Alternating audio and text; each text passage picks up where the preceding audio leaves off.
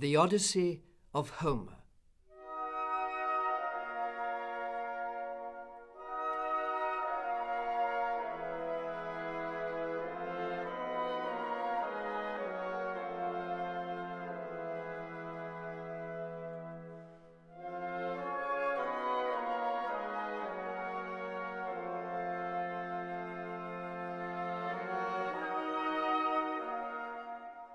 The Trojan War has ended in victory for the Greeks.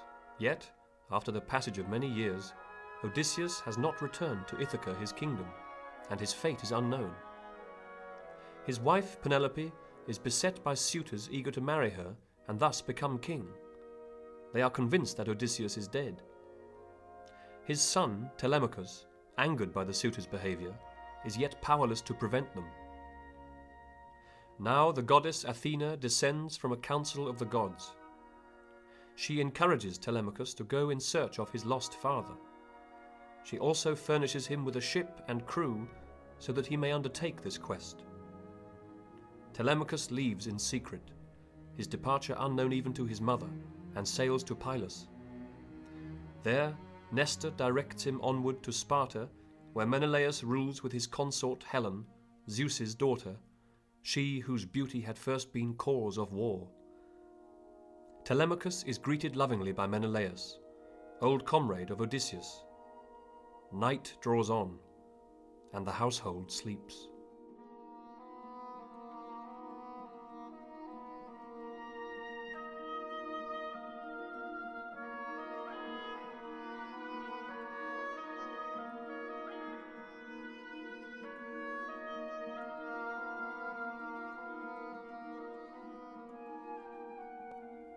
Now when Tithonius' bride, goddess of dawn, glowed in the east, then from his couch arose the warlike Menelaus, fresh attired, his falchion o'er his shoulders slung, he bound his sandals fair to his unsullied feet, and like a god issuing, at the side sat of Telemachus, to whom he spake.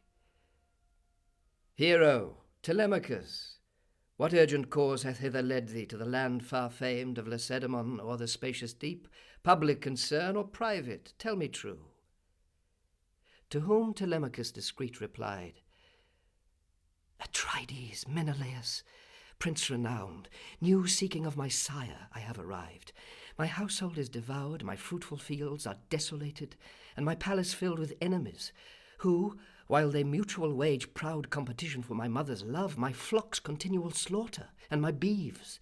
For this cause, at thy knees suppliant, I beg that thou wouldst tell me his disastrous end, if either thou beheldst with thine own eyes his death, or from some wanderer of the Greeks hast heard it. For no common woes, alas, was he ordained to share, even from the womb. Then Menelaus, sighing deep, replied, All that I know, my story too I'll tell. The 10 years' war in Troy, now fought and won, for long the gods on Egypt's shore detained me, wishing home, angry at my neglect to heap their altars with slain hecatombs, for they exacted from us evermore strict reverence of their laws. Ajax, surrounded by his galleys, died. Poseidon him against the bulky rocks of Gyrae drove, but saved him from the deep. Nor had he perished, hated as he was by Pallas, but for his own impious boast, in frenzy uttered that he would escape the billows, even in the gods' despite. Poseidon heard that vaunting speech, and grasped his trident. Then the huge Gyraean rock, smiting indignant, dashed it half away. Part stood, and part on which the boaster sat, when first the brain-sick fury seized him, fell, bearing him with it down into the gulfs of ocean, where he drank the brine and died. But my own brother, Agamemnon, scaped that fate, by Hera saved. Yet when at length he should have gained Malea's craggy shore, then by a sudden tempest caught he flew with many a groan far o'er the fishy deep to the land's utmost point, where once his home Thyestes had, but where Thyestes' son dwelt then, Aegisthus. Easy lay his course, and open thence, and as it pleased the gods, the shifted wind soon bore them to their home. He, high in exultation, trod the shore that gave him birth, kissed it, and at the sight, the welcome sight of Greece, shed many a tear. Yet not unseen he landed, for a spy, one whom the shrewd Aegisthus had seduced by promise of 2 golden talents, marked his coming from a rock where he had watched the year complete, lest, passing unperceived, the king should reassert his right in arms. Swift flew the spy with tidings to this lord, and he, incontinent, this project framed insidious. 20 men, the boldest hearts of all the people, from the rest he chose, whom he in ambush placed, and others charged diligent to prepare the festal board. With horses then and chariots forth he drove, full fraught with mischief, and conducting home the unsuspicious king amid the feast, slew him, as at his crib men slay an ox. Odysseus, the lord of Ithaca. He in yon distant isle a sufferer lies, guest of the nymph Calypso, by constraint her guest, and from his native land withheld by sad necessity. For ships well oared or faithful followers hath he none, whose aid might speed him safely o'er the spacious flood. Him prudent then answered Telemachus, Atrides, seek not to detain me here a long time, for though contented I could sit the year beside thee, nor regret my home or parents, so delightful thy discourse sounds in my ear, yet even now I know that my attendants to the Pylian shore wish my return, whom thou thus long detainst. He said. The hero Menelaus smiled, and stroking tenderly his cheek, replied, Dear youth, thy speech proclaims thy noble blood. I give thee, wrought elaborate, a cup itself, all silver, bound with lip of gold. It is of work Hephaestion, which to me the hero Phydemus imparted, king of the Sidonians, when on my return his house received me. That shall be thy own.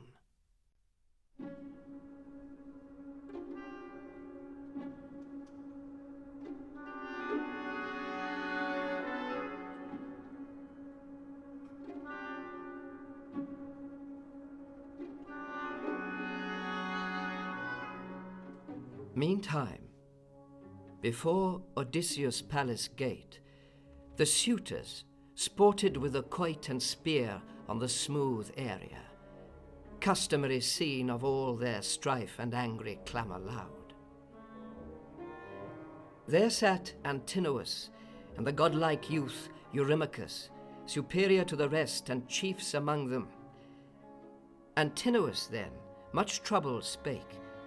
A black storm overcharged his bosom, and his vivid eyes flashed fire. Ye gods, a proud exploit is here achieved, this voyage of Telemachus, by us pronounced impracticable, yet the boy in downright opposition to us all hath headlong launched a ship, and with a band selected from our bravest youth is gone. He soon will prove more mischievous, whose power Zeus wither, ere we suffer its effects. But give me a swift bark with 20 rowers, that, watching his return within the straits of rocky Samos and of Ithaca, I may surprise him. So shall he have sailed to seek his sire fatally for himself. He ceased, and loud applause heard in reply with warm encouragement. Then, rising all into Odysseus' house, at once they thronged. Nor was Penelope left uninformed long time of their clandestine plottings deep, for herald Medon told her all, whose ear their counsels caught while in the outer court he stood, and they that project framed within. Swift to Penelope the tale he bore. O Queen, the suitors' plan I have o'erheard. Their base desire and purpose are to slay Telemachus on his return, for he to gather tidings of his sire is gone to Pylos or to Sparta's land divine. He said, and where she stood, her trembling knees failed under her, and all her spirits went. Speechless she long remained, tears filled her eyes, and inarticulate in its passage died her utterance, till at last with pain she spake. Herald, why went my son? He hath no need on board swift ships to ride, which are to man his steeds that bear him over seas remote. Went he that with himself his very name might perish from among mankind for ever? Then answer thus made on the wise returned, I know not whether him some god impelled, or his own heart to Pilus, there to hear news of his sire's return, or by what fate, at least he died, if he return no more. He said, and traversing Odysseus' courts departed. And now the suitors' chief, Antinous, his eager fellows thus bespake. Sirs, one and all, I counsel you, beware of such bold boasting unadvised, lest one o'erhearing you report your words within. No, rather thus, in silence let us move to an exploit so pleasant to us all. He said, and 20 chose, the bravest there, with whom he sought the galley on the shore, which drawing down into the deep they placed the mast and sails on board, and sitting next each oar in order to its proper groove, unfurled, and spread their canvas to the gale. Their bold attendants then brought them their arms, and soon as in deep water they had moored the ship, themselves embarking, supped on board, and watched impatient for the dusk of eve. But when Penelope, the palace stairs remounting, had her upper chamber reached, there, unrefreshed with either food or wine, she laid her down, her noble son the theme of all her thoughts, whether he should escape his haughty foes, or perish by their hands. Numerous as are the lion's thoughts, who sees not without fear a multitude with toils encircling him around, such numerous thoughts her bosom occupied, till sleep at length invading her, she sank in soft repose. Then Pallas, teeming with a new design, set forth an airy phantom in the form of fair Iphthyma, daughter of the brave Icarius, and Eumelus' wedded wife in Pherai. Shaped like her, the dream she sent into the mansion of the godlike chief Odysseus, with kind purpose to abate the sighs and tears of sad Penelope. Sleep'st thou, distressed Penelope? The gods, happy in everlasting rest, themselves forbid thy sorrows. Thou shalt yet behold thy son again, who hath by no offence incurred at any time the wrath of heaven. Take courage. Suffer not excessive dread to overwhelm thee. Such a guide he hath and guardian, one whom many wish their friend, and ever at their side, knowing her power, Athena. She compassionates thy griefs, and I am here her harbinger, who speak, as thou hast heard, by her own kind command. Then thus Penelope the wise replied, O, if thou art a goddess, and hast heard a goddess' voice, rehearse to me the lot of my beloved unhappy Odysseus. Whom answered thus the fleeting shadow vain, I will not now inform thee if thy lord live or live not. Vain words are best unspoken. So saying, her egress swift beside the bolt she made, and melted into air. Up sprang from sleep Icarius' daughter, and her heart felt healed within her by that dream distinct, visited in the noiseless night serene. Meantime the suitors urged their watery way, to instant death devoting in their hearts Telemachus. There is a rocky isle, in the mid-sea, Samos, the rood between, and Ithaca, not large, named Asteris. It hath commodious havens, into which a passage clear opens on either side, and there the ambushed Greeks his coming watched.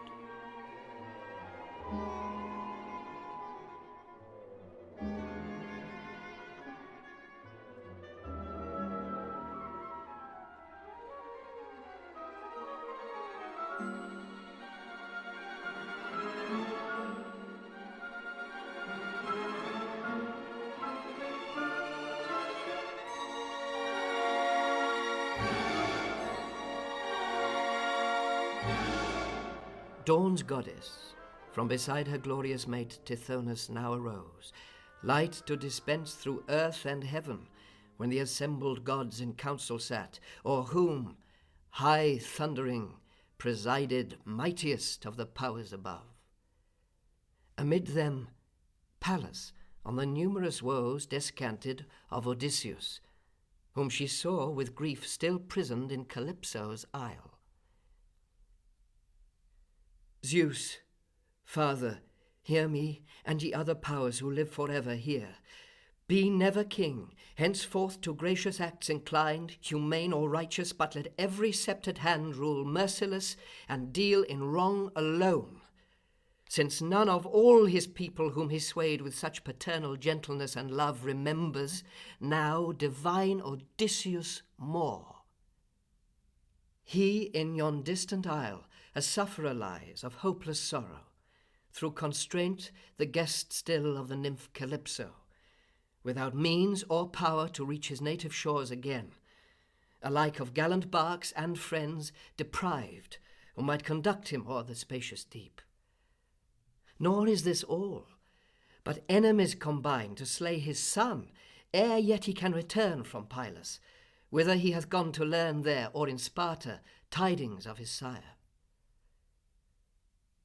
To whom the cloud assembler god replied, What word hath passed thy lips, daughter beloved? Hast thou not purposed that arriving soon at home, Odysseus shall destroy his foes?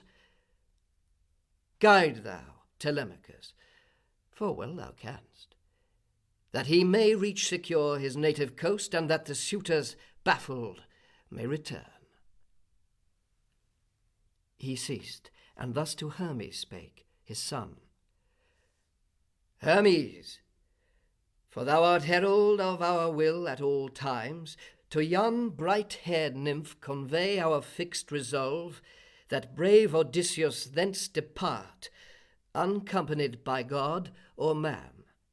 Borne on a corded raft and suffering woe extreme, he on the 20th day shall reach Phaeacia, a land deep-soiled and fair, whose folk shall reverence the chief, and in a bark of theirs shall send him thence to his own home, much treasure, brass and gold and raiment giving him, to an amount surpassing all that had he safe returned he should by lot have shared of Ilium's spoil. Thus fate appoints Odysseus to regain his country, his own palace, and his friends. He ended, nor the Argicide refused, messenger of the skies. His sandals fair, ambrosial, golden, to his feet he bound, which o'er the moist wave, rapid as the wind, bare him, and o'er the illimitable earth. But reaching now that isle remote, forsook the azure deep, and at the spacious grot, where dwelt the amber-tressed nymph, arrived, found her within. A fire on all the hearth blazed sprightly, and afar diffused the scent of smooth split cedar and of cypress wood, odorous, burning, cheered the happy isle. She, busied at the loom, and plying fast her golden shuttle, with melodious voice sat chanting there. A grove on either side, alder and poplar, and the redolent branch widespread of cypress skirted dark the cave. Then thus Calypso, nymph divine, the god questioned from her resplendent throne august. Hermes, possessor of the potent rod, who, though by me much reverenced and beloved, so seldom comest, say, wherefore comest now? Speak thy desire, I grant it if thou ask things possible, and possible to me. So Hermes then his message to the nymph declared. Questionest thou, O goddess, me a god? I tell thee truth, since such is thy demand. Not willing, but by Zeus constrained, I come. He saith that here thou hold'st the most distressed of all those warriors who 9 years assailed the city of Priam, and that city sacked departed in the 10th. But going thence, offended Pallas, who with adverse winds opposed their voyage, and with boisterous waves. Then perished all his gallant friends, but him billows and storms drove hither.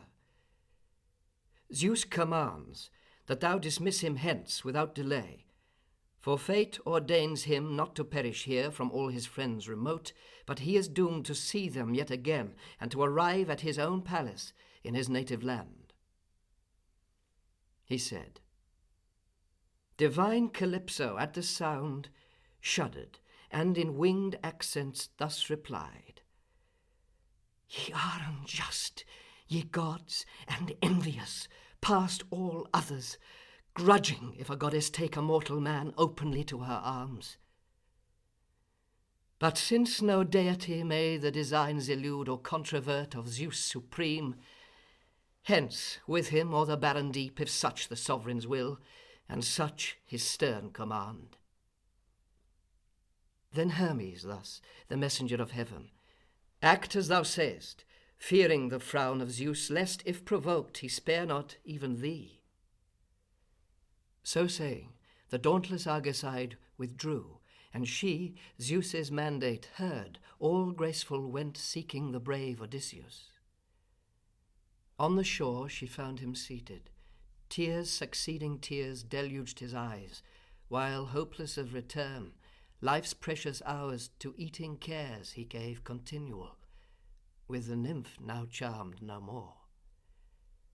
Then drawing near, thus spake the nymph divine, Unhappy, weep not here, nor life consume in anguish. Go, thou hast my glad consent. Arise to labour, hewing down the trunks of lofty trees, fashion them with the axe to a broad raft, which closely floored above shall hence convey thee o'er the gloomy deep.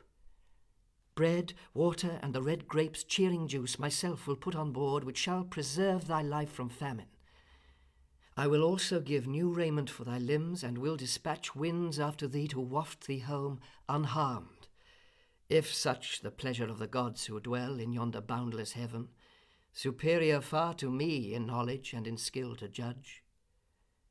She ended, and the sun sinking resigned the earth to darkness. Then in a recess interior of the cavern, side by side reposed, they took their amorous delight. He finished all his work on the 4th day, and on the 5th, Calypso, nymph divine, dismissed him from her isle, but laved him first, and clothed him in sweet-scented garments new. 2 skins the goddess also placed on board, one charged with crimson wine, and ampler one with water, nor a bag with food replete forgot, nutritious, grateful to the taste, nor yet her latest gift, a gentle gale, and manageable, which Odysseus spread, exulting, all his canvas to receive. Beside the helm he sat, steering expert, nor sleep fell ever on his eyes that watched. 10 days and 7 he, navigating, cleaved the brine, and on the 18th day at length the shadowy mountains of Phaeacia's land descried, where nearest to his course it lay like a broad buckler on the waves afloat. Poseidon, now returning from the land of Ethiopia, marked him on his raft skimming the billows from the mountain tops of distant Solyma. With tenfold wrath inflamed, that sight he viewed, his brows he shook, and thus within himself indignant spake. So then, new counsels in the skies, it seems, propitious to Odysseus, have prevailed since Ethiopia hath been my abode. He sees Phaeacia nigh, where he must leap the boundary of his woes. But ere that hour arrive, I will ensure him many a groan. So saying, he grasped his trident, gathered dense the clouds and troubled ocean. Every storm, from every point he summoned, earth and sea darkening, and the night fell black from heaven. The east, the south, the heavy blowing west, and the cold north wind clear assailed at once his raft, and heaved on high the billowy flood. All hope, all courage in that moment lost, the hero thus within himself complained, Wretch that I am! What destiny at last attends me? Much I fear the goddess' words all true, which threaten me with numerous ills on the wide sea ere I should reach my home. behold them all fulfilled. With what a storm Zeus hangs the heavens and agitates the deep. The winds combined beat on me. Now I sink. Thrice blessed and more than thrice Achaea's sons at Ilium slain for the Atridae sake. Ah, would to heaven the dying eye had felt that day the stroke of fate, when, me, the dead Achilles guarding with 1,000 spears, Troy's furious host assailed. Funereal rites I then had shared, and praise from every Greek whom now the most inglorious death awaits. While thus he mused upon his seeming fate, Poseidon hollowed out a billow huge, and angry heaved it high to smite Odysseus in its fall. Just as the wind tempestuous, falling on some stubble heap, the arid straws dissipates every way, so flew the timbers. He, a single beam bestriding, oared it onward with his feet, as he had urged an horse. His raiment then, gift of Calypso putting off, he bound his girdle on, and prone into the sea, with widespread palms prepared for swimming, fell. Poseidon, watchful, noted him. He shook his awful brows, and in his heart he said, Thus, suffering, many miseries roam the flood, till thou shalt mingle with a race of men, heaven's special favourites. Yet even there fear not that thou shalt feel thy sorrows light. But other thoughts Athena's mind employed, Zeus's daughter. Every wind binding beside, she lulled them, and enjoined them all to sleep, but roused swift Boreas, and the billows broke before Odysseus, that, delivered safe from a dire death, the noble chief might mix with maritime Phaeacia's sons renowned. 2 nights he wandered, and 2 days the flood tempestuous, death expecting every hour. But when the dawn, all radiant-haired, had brought the 3rd day to a close, then ceased the wind, and breathless came a calm. He, nigh at hand the shore, beheld, darting acute his sight toward it from a billow's towering top. Precious as to his children seems the life of some fond father, through disease long time and pain stretched languid on his couch, the prey of some vindictive power, but now at last by gracious heaven to ease and health restored, so grateful to Odysseus' sight appeared forests and hills. Impatient with his feet to press the shore he swam, but when within such distance as a shout may fly he came, the thunder of the sea against the rocks then smote his ear, for hoarse the billows roared on the firm land, belched horrible abroad, and the salt spray dimmed all things to his view. For neither port for ships nor sheltering cove was there, but the rude coast a headland bluff presented, rocks and craggy masses huge. Then hope and strength exhausted both, deep groaned the chief, and in his noble heart complained, Alas, though Zeus hath given me to behold, unhoped, the land again, and I have passed furrowing my way these numerous waves, there seems no egress from the hoary flood for me. While such discourse within himself he held, a huge wave heaved him on the rugged coast. Long time he rested, but at last his course bent to the woods, which not remote he saw from the sea-brink conspicuous on a hill. Arrived, between 2 neighbour shrubs he crept, both olives, this the fruitful, that the wild. A covert, which nor rough winds blowing moist could penetrate, nor could the noonday sun smite through it, or unceasing showers pervade, so thick a roof the ample branches formed, close interwoven. Under these the chief, retiring, with industrious hands, a bed collected broad of leaves, which there he found abundant strewed, such store as had sufficed 2 travellers or 3 for covering warm, though winter's roughest blasts had raged the while. So with dry leaves Odysseus overspread his body, on whose eyes Athena poured the balm of sleep copious, that he might taste repose again after long toil severe.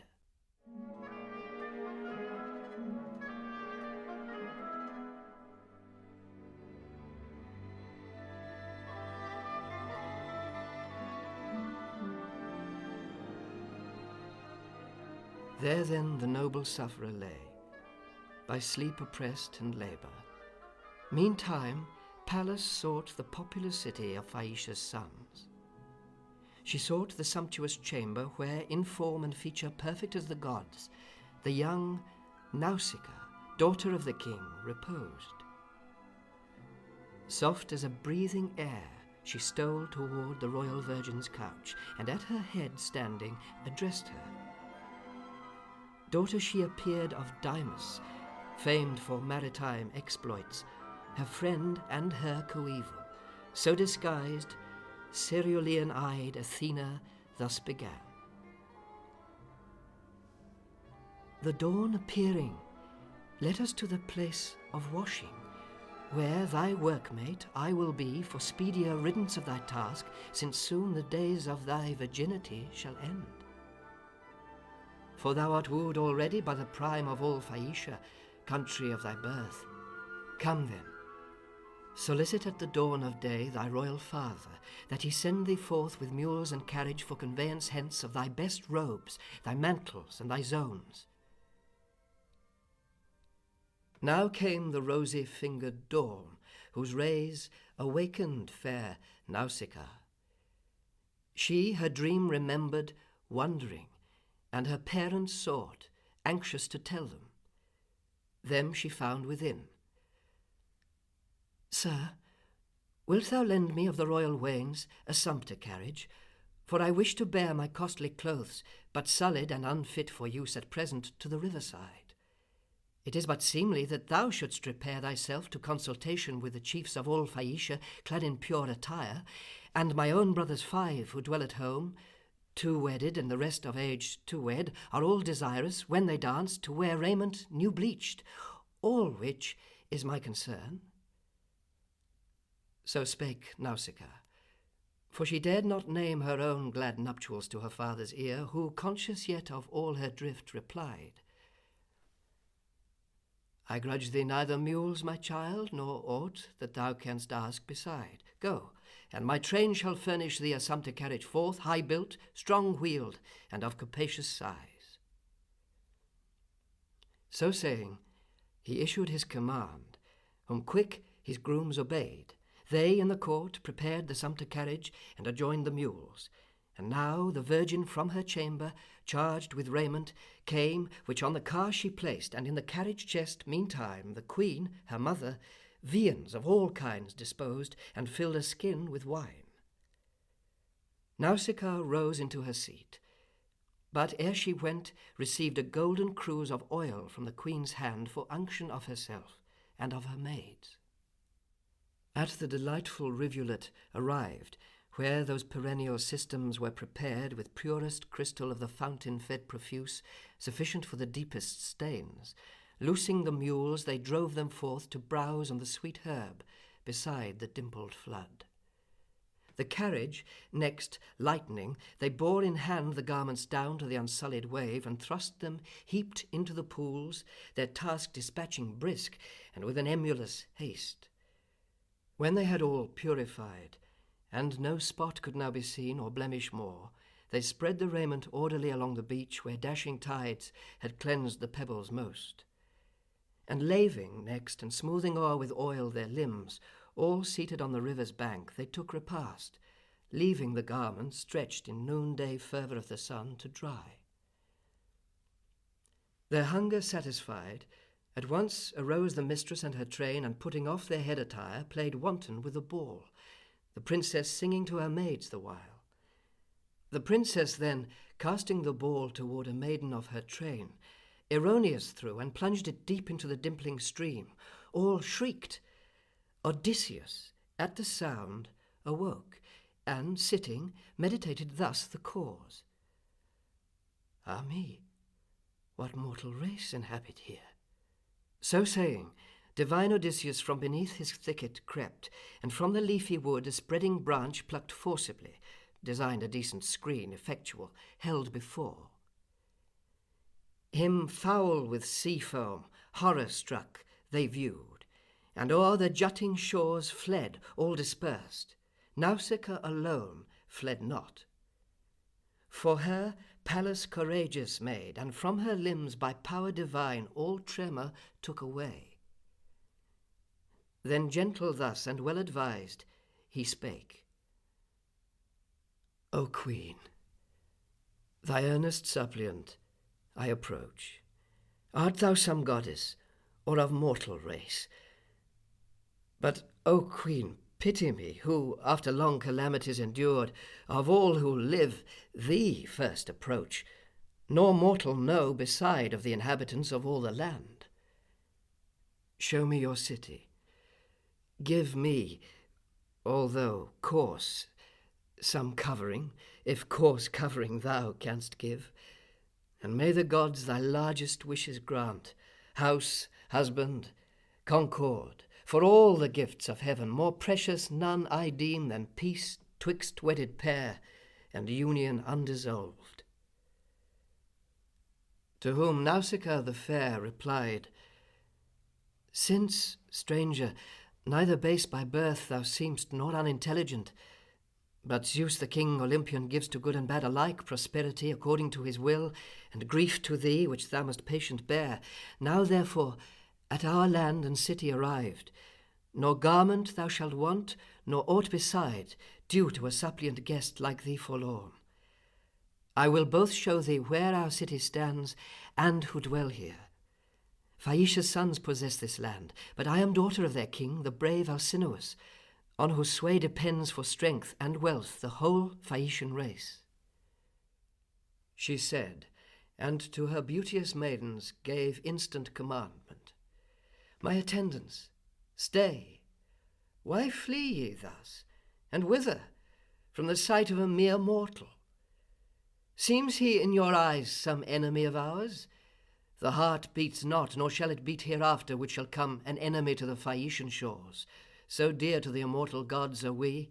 This man, a miserable wanderer, comes, whom we are bound to cherish. For the poor and stranger are from Zeus, and trivial gifts to such are welcome. Bring ye therefore food and wine, my maidens, for the guest's regale, and lave him where the stream is sheltered most. Odysseus then the maidens thus bespake. Ye maidens, stand apart, that I may cleanse myself, my shoulders from the briny surf, and give them oil which they have wanted long. But in your presence I bathe not, ashamed to show myself unclothed to female eyes. He said. They went, and to Nausicaa told his answer. Then the hero in the stream his shoulders laved, and loins encrusted rough with the salt spray, and with his hands the scum of the wild ocean from his locks expressed. Thus washed all over, and refreshed with oil, he put the garments on, Nausicaa's gift. Retiring on the beach he sat, with grace and dignity illumed, where, viewing him, the virgin princess, with amazement marked his beauty, and her damsels thus bespake. My white-armed maidens, listen to my voice.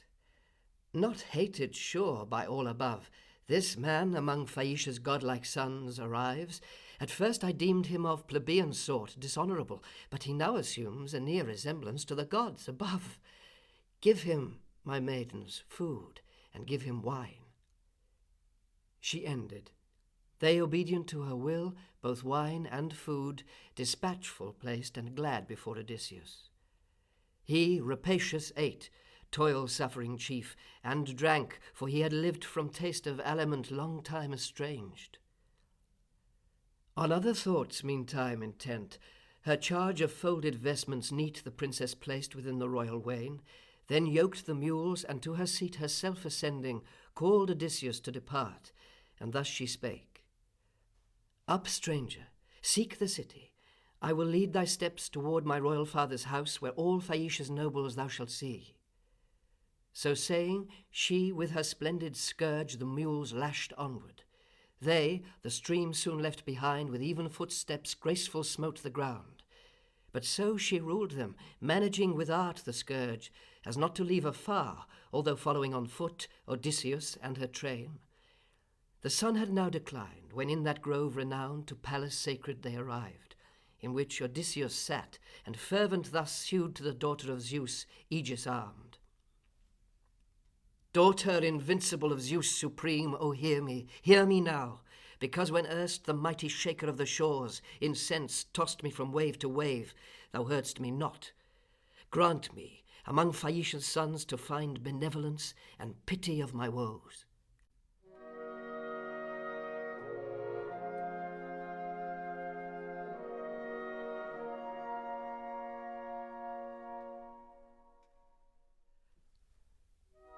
Such prayer Odysseus, toil-worn chief renowned, to Pallas made. Meantime the virgin, drawn by her stout mules, Phaeacia's city reached, and now Odysseus from his seat arose to seek the city, around whom his guard benevolent, Athena, cast a cloud, lest haply some Phaeacian should presume to insult the chief, and question whence he came. But ere he entered yet the pleasant town, Athena azure-eyed met him, in form a blooming maid. Bearing her pitcher forth she stood before him, and the noble chief, Odysseus, of the goddess thus inquired. Daughter, wilt thou direct me to the house of brave Alcinous, whom this land obeys? For I have here arrived after long toil, and from a country far remote, a guest to all who in Phaeacia dwell, unknown. To whom the goddess of the azure eyes, the mansion of thy search, stranger revered, myself will show thee. For not distant dwells Alcinous from my father's own abode. But hush, be silent, I will lead the way. Mark no man, question no man, for the sight of strangers is unusual here, and cold the welcome by this people shown to such. So spake the goddess, and with nimble pace led on, whose footsteps he as quick pursued. But when the king's august abode he reached, Athena azure-eyed then thus began. My father, thou beholdst the house to which thou badst me lead thee. Thou shalt find our chiefs and high-born princes banqueting within. But enter fearing naught, for boldest men speed ever best, come whensoe'er they may. First thou shalt find the queen, known by her name Areta, lineal in descent from those who gave Alcinous birth, her royal spouse. Her countenance once and her kind aid secured, thou mayst thenceforth expect thy friends to see, thy dwelling and thy native soil again. Odysseus then toward the palace moved of King Alcinous, but immersed in thought stood first and paused, ere with his foot he pressed the brazen threshold. For a light he saw as of the sun or moon illuming clear the palace of Phaeacia's mighty king. Walls plated bright with brass on either side stretched from the portal to the interior house, with azure cornice crowned. The doors were gold which shut the palace fast. Silver the posts reared on a brazen threshold, and above the lintels silver architraved with gold. Mastiffs in gold and silver lined the approach on either side, by art celestial framed Hephaestion, guardians of Alcinous gate, for ever unobnoxious to decay. Sheer from the threshold to the inner house, fixed thrones, the walls through all their length adorned with mantles overspread of subtlest warp transparent, work of many a female hand. On these the princes of Phaeacia sat, holding perpetual feasts, while golden youths on all the sumptuous altars stood, their hands with burning torches charged, which, night by night, shed radiance over all the festive throng. Odysseus wondering stood, and when at length, silent, he had the whole fair scene admired, with rapid step he strode till he arrived where King Alcinous and Areta sat. Around Areta's knees his arms he cast. Dumb sat the guests, seeing the unknown chief, and wondering gazed. He thus his suit preferred. Areta, daughter of the godlike prince Rhexenor, suppliant at thy knees I fall, thy royal spouse imploring, and thyself after 10,000 toils, and these your guests, to whom heaven grant felicity, and to leave their treasures to their babes, with all the rights and honours by the people's suffrage theirs. But oh, vouchsafe me, who have wanted long and ardent wished my home, without delay, safe conduct to my native shores again. Soon as those words Alcinous heard, the king, upraising by his hand the prudent chief Odysseus from the hearth, he made him sit on a bright throne, displacing for his sake Laodamas his son, the virtuous youth who sat beside him, and whom most he loved. And to his herald thus Alcinous spake: Pontonous, mingling wine, bear it around to every guest in turn, that we may pour to thunder-bearer Zeus, the stranger's friend and guardian of the suppliant's sacred rites. When each had made libation, and had drunk sufficient, then Alcinous thus began: Phaeacian chiefs and senators, I speak the dictates of my mind, therefore attend. Ye all have feasted. To your homes and sleep. We will assemble at the dawn of day more senior chiefs, that we may entertain the stranger here, and to the gods perform due sacrifice. The convoy that he asks shall next engage our thoughts, that free from pain and from vexation, by our friendly aid he may revisit, joyful and with speed, his native shore, however far remote. Stranger, the first inquiry shall be mine. Who art, and whence, from whom receivedst thou clothes? Saidst not, I came a wanderer o'er the deep? To whom Odysseus ever wise replied: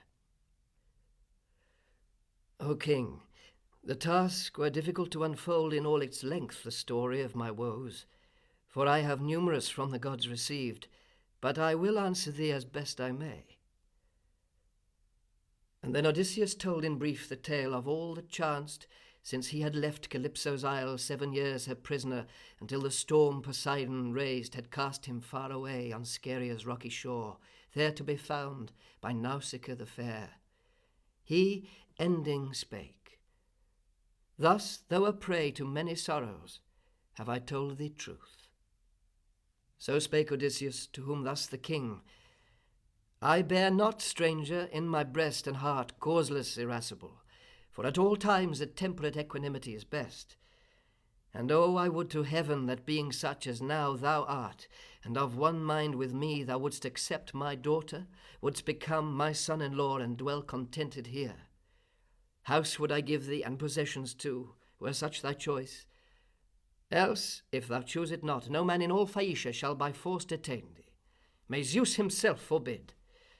For proof, I will appoint thee convoy hence to-morrow, and while thou, by sleep subdued, shalt on thy bed repose, they, with their oars, shall brush the placid flood till thou arrive at home, or at what place soe'er thou wouldst, though far more distant than Euboea lies. He ceased. Odysseus, toil inured, his words exulting heard, and praying thus replied: Eternal Father, may the king perform his whole kind promise. Grant him in all lands a never dying name, and grant to me to visit safe my native shores again.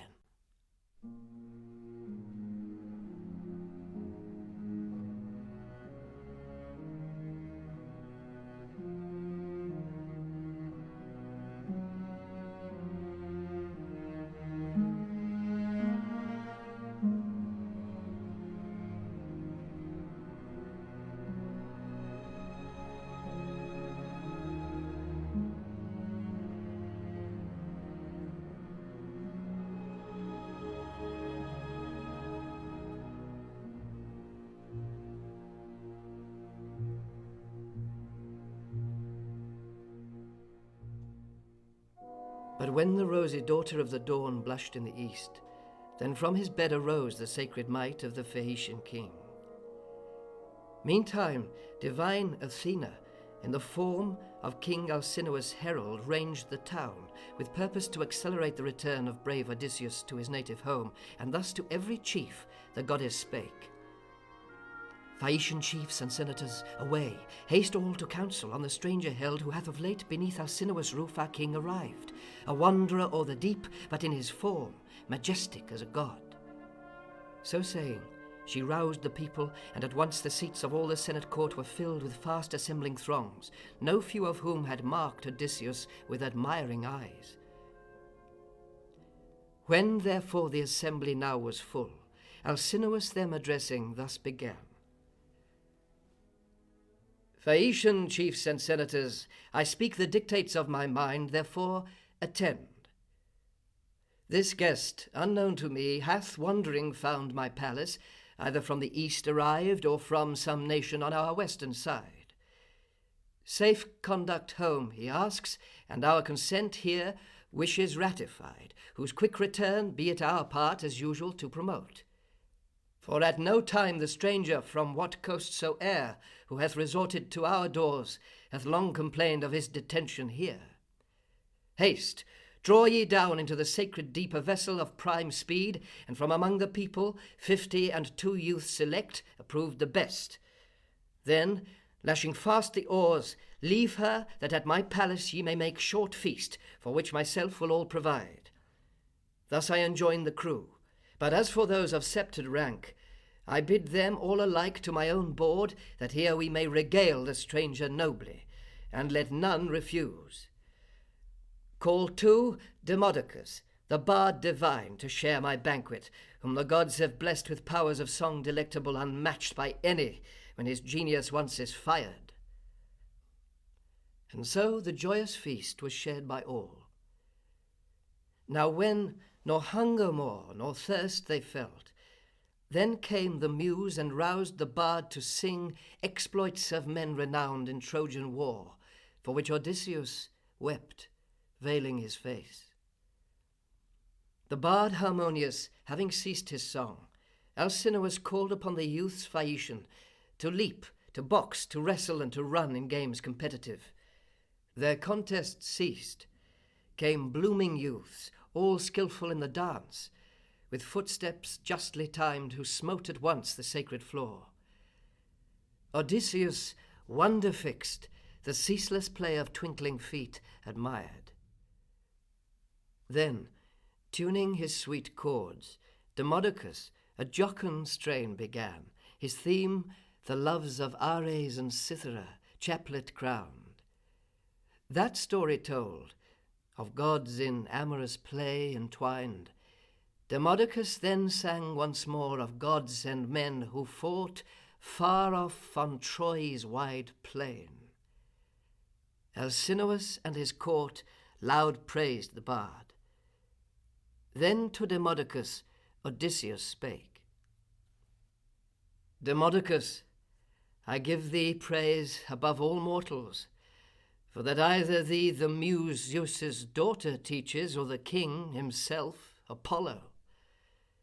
Since thou so recordst the fate with such clear method of Achaea's host, their deeds heroic and their numerous toils, as thou hadst present been thyself, or learnt from others present there the glorious tale, come then, proceed, that rare invention sing, the horse of wood, which by Athena's aid Epeius framed, and which Odysseus erst conveyed into the citadel of Troy with warriors filled, who laid all Ilium waste. These things rehearse regular, and myself will instant publish in the ears of all thy fame, reporting thee a bard to whom Apollo free imparts celestial song. He ended. Then Apollo with full force rushed on Demodocus, and he began what time the Greeks, first firing their own camp, steered all their galleys from the shore of Troy. Already, in the horse concealed, his band around, Odysseus sat. For Ilium's sons themselves had drawn it to the citadel, and there the mischief stood. Then strife arose among the Trojans compassing the horse, and threefold was the doubt, whether to cleave the hollow trunk asunder, or updrawn aloft to cast it headlong from the rocks, or to permit the enormous image, kept entire, to stand, an offering to the gods. Which was their destined course, for fate had fixed their ruin sure, when once they had received within their walls that engine huge, in which sat all the bravest Grecians with the fate of Ilium charged, and slaughter of her sons. He sang how, from the horse effused, the Greeks left their capacious ambush, and the town made desolate. To others in his song he gave the praise of wasting all beside, but told how, Ares-like, Odysseus, joined with godlike Menelaus, to the house flew of Deiphobus. Him there engaged in direst fight he sang, and through the aid of glorious Pallas, conqueror over all. So sang the bard illustrious, at whose song Odysseus melted, and tear after tear fell on his cheeks. Unnoticed by the rest those drops, but not by King Alcinous, fell, who, seated at his side, his heavy sighs remarked, and the Phaeacians thus bespake. Phaeacian chiefs and senators, attend. Now let Demodocus enjoin his harp silence, for not alike grateful to all his music sounds. During our feast, and since the bard divine began, continual flow the stranger's sorrows, by remembrance caused of some great woe which wraps his soul around. And thou conceal not, artfully reserved, what I shall ask, far better plain declared than smothered close. Who art thou? Speak thy name, the name by which thy father, mother, friends, and fellow citizens, with all who dwell around thy native city in times past, have known thee.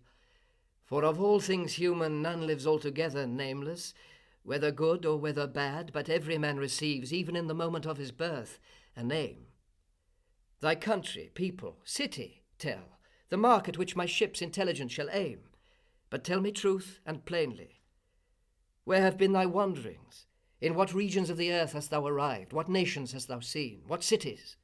Say, how many hast thou found, harsh, savage, and unjust? How many kind to strangers, and disposed to fear the gods? Say also, from what secret grief of heart thy sorrows flow, oft as thou hear'st the fate of the Achaeans or of Ilium sung. Then answer thus, Odysseus wise returned. I am Odysseus, feared in all the earth for subtlest wisdom, and renowned to heaven, the offspring of Laertes. My abode is sunburnt Ithaca. There waving stands the mountain Neritus, his numerous boughs, and it is neighboured close by clustering isles. But come, my painful voyage, such as gave me from Ilium, I will now relate. From Troy the winds bore me to Ismarus, city of the Ciconians. Them I slew and laid their city waste, whence, bringing forth much spoil with all their wives, I portioned it with equal hand, and each received a share. Again we sat on board. Meantime the winds, well managed by the steersman, urged us on. And now, all danger past, I had attained my native shore, but, doubling in my course, Malea, waves and currents and north winds constrained me devious to Cythera's isle. 9 days by cruel storms thence was I borne athwart the fishy deep, but on the 10th reached the Lotophagi, a race sustained on sweetest fruit alone. There, quitting ship, we landed and drew water, and the crews beside the vessels took their evening cheer. When hasty we had thus our strength renewed, I ordered forth my people, and thus they mixed with the Lotophagi. Nor hostile aught, or savage the Lotophagi devised against our friends, but offered to their taste the lotus, of which fruit what man soe'er once tasted, no desire felt he to come with tidings back, or seek his country more, but rather wished to feed on lotus still with the Lotophagi, and to renounce all thoughts of home. Them, therefore, I constrained, weeping, on board, and dragging each beneath the benches, bound him there. Then, all in haste, I urged my people to ascend again their hollow barks, lest others also, fed with fruit of lotus, should forget their home. Thence o'er the deep, proceeding sad, we reached the land at length where, giant-sized and free from all constraint of law, the Cyclops dwell. Now sank the sun, and night o'ershadowing all, we slept along the shore. But when again the rosy-fingered daughter of the dawn looked forth, my crews convened, I thus began. Companions of my course, here rest ye all, save my own crew, with whom I will explore this people, whether wild they be, unjust, and to contention given, or well disposed to strangers, and a race who fear the gods.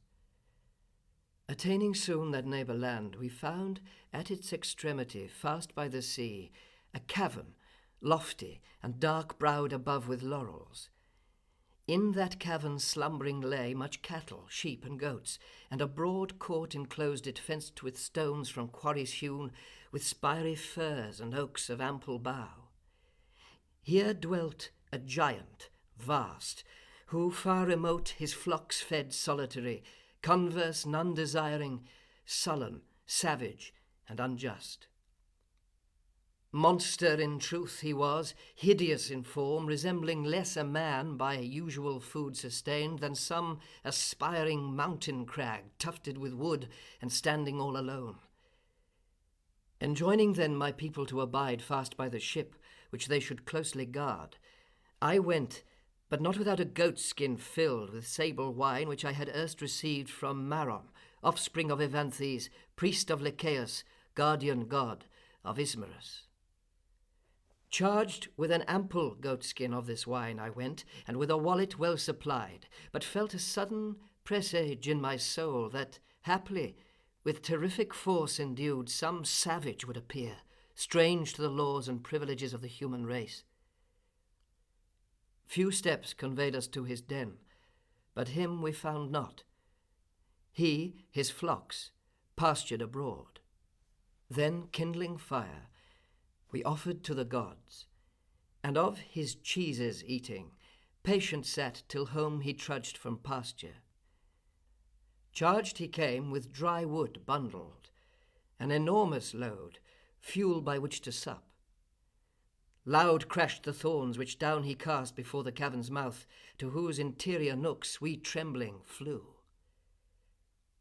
At once he drove into his spacious cave his battened flock, all those which gave him milk, but all the males, both rams and goats, he left abroad, excluded from the cavern yard.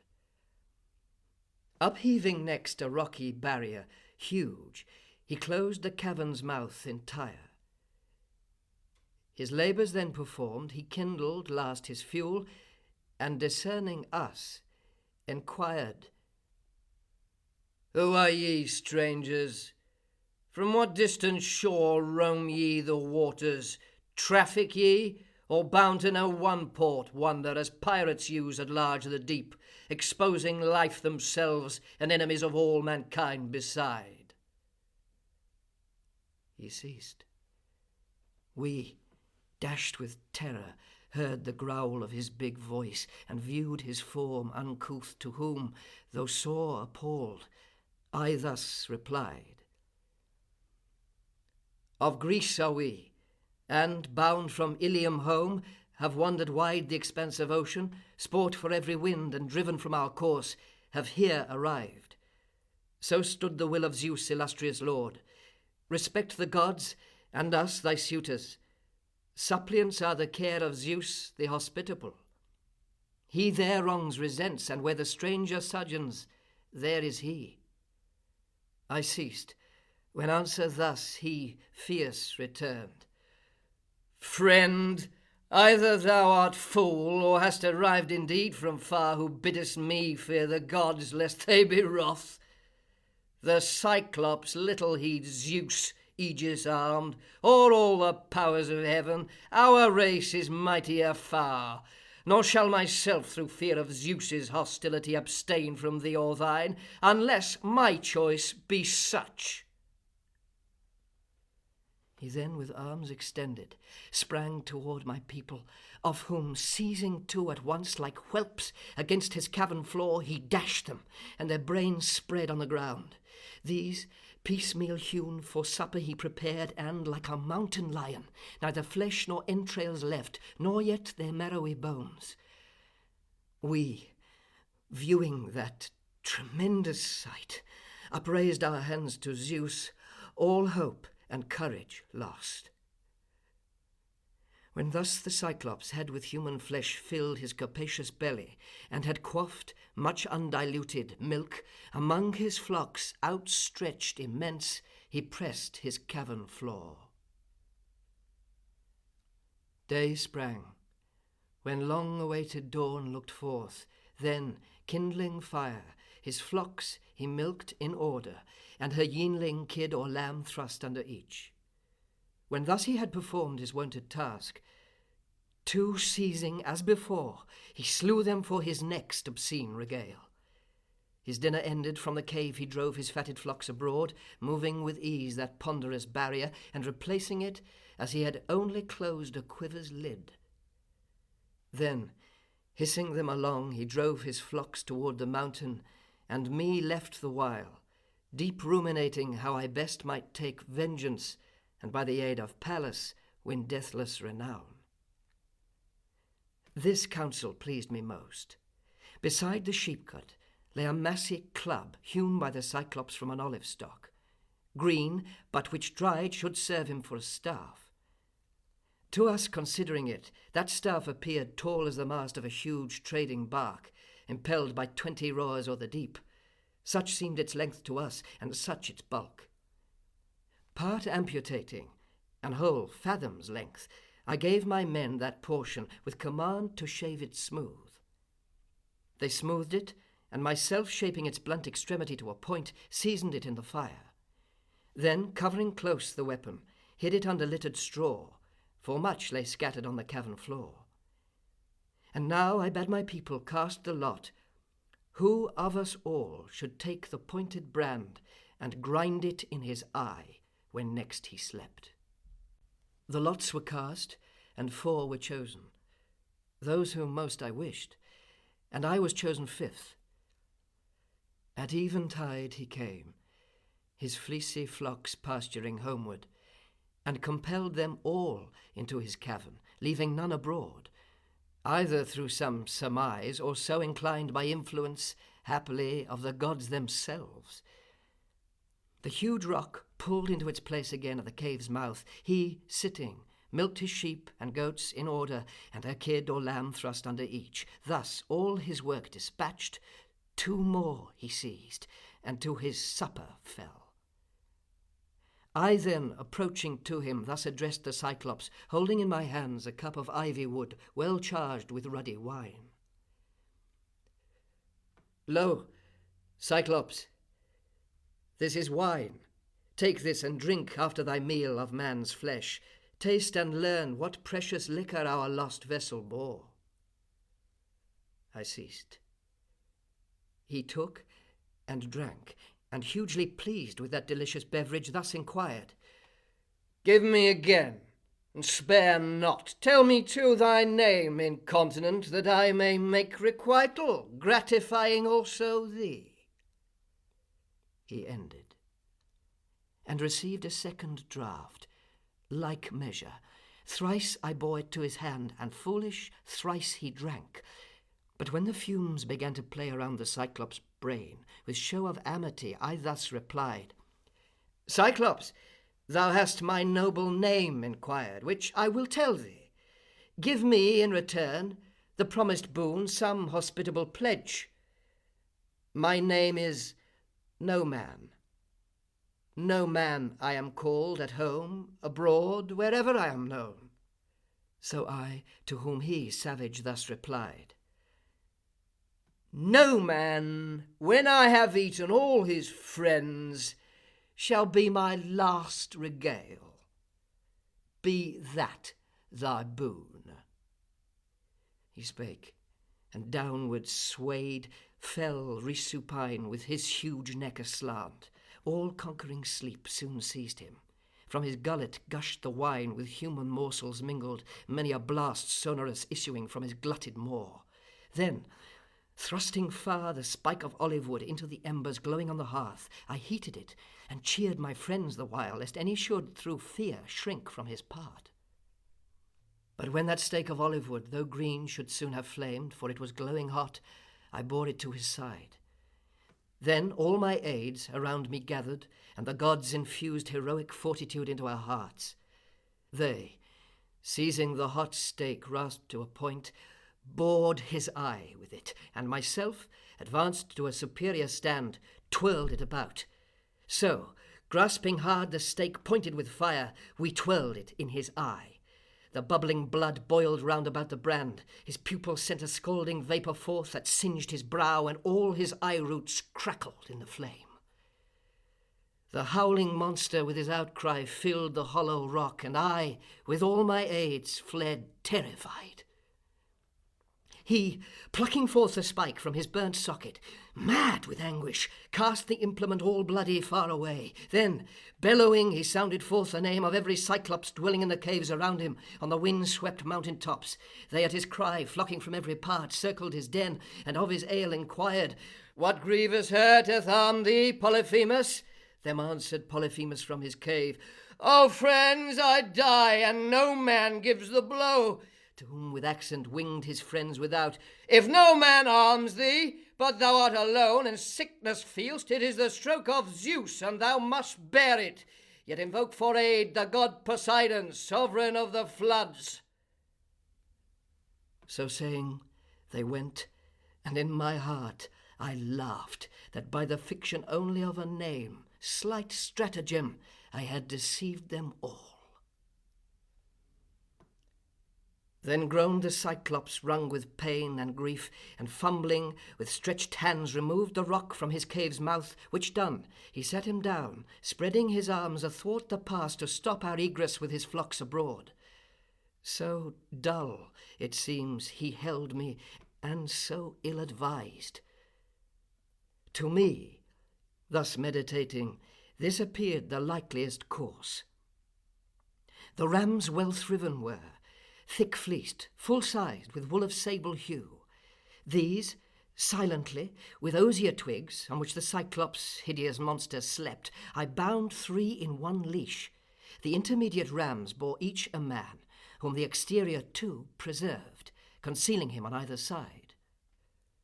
Thus each was borne by 3, and I, at last, the curled back seizing of a ram, for one I had reserved far stateliest of them all, slipped underneath his belly, and both hands enfolding fast in his exuberant fleece, clung ceaseless to him as I lay supine. We, thus disposed, waited with many a sigh the sacred dawn. Their master, racked with pain intolerable, handled yet the backs of all his flock, inquisitive, but gross of intellect, suspicion none conceived of men beneath their bodies bound. And now, none left beside, the ram approached, with his own wool burthened, and with myself, whom many a fear molested. Polyphemus, the giant, stroked him as he sat, and said, "My darling ram, feelst thou regret, my ram, of thy poor master's eye, by a vile wretch bored out, who overcame me first with wine, and by a crew of vagabonds accursed, followers of no man, whose escape from death shall not be made today? Ah, that thy heart were as my own, and that distinct as I thou couldst articulate, so shouldst thou tell where hidden he eludes my furious wrath." So saying, he left him to pursue the flock. When, thus drawn forth, we had at length escaped, few paces from the cavern and the court, first quitting my own ram, I loosed my friends. Then, turning seaward many a thriven ewe sharp-hoofed, we drove them swiftly to the ship. Thrice welcome to our faithful friends we came from death escaped, but much they mourned the dead. I suffered not their tears, but silent shook my brows by signs commanding them to lift the sheep on board and instant plough the main. They, quick embarking, on the benches sat well ranged and threshed with oars the foamy flood. But distant now, such length as a loud voice may reach, I hailed with taunts the Cyclops' ear. "Cyclops, when thou devourest in thy cave with brutal force my followers, thou devouredst the followers of no timid chief or base. Vengeance was sure to recompense that deed atrocious. Monster who was not afraid to eat the guest sheltered beneath thy roof, therefore the gods have well requited thee." I ended. He, exasperate, raged the more, and rending from its hold a mountain top, hurled it toward us. At our vessel's stem down came the mass, nigh sweeping in its fall the rudder's head. The ocean, at the plunge of that huge rock, high on its refluent flood, heaved irresistible the ship to land. I, seizing quick our longest pole on board, back thrust her from the coast, and by a nod in silence given, bade my companions ply strenuous their oars, that so we might escape. Again I hailed the Cyclops, though my friends earnest dissuaded me on every side.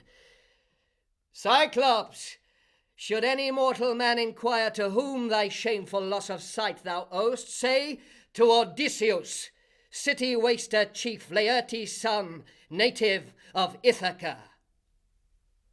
So I then prayed the Cyclops to his sire with hands upraised towards the starry heaven.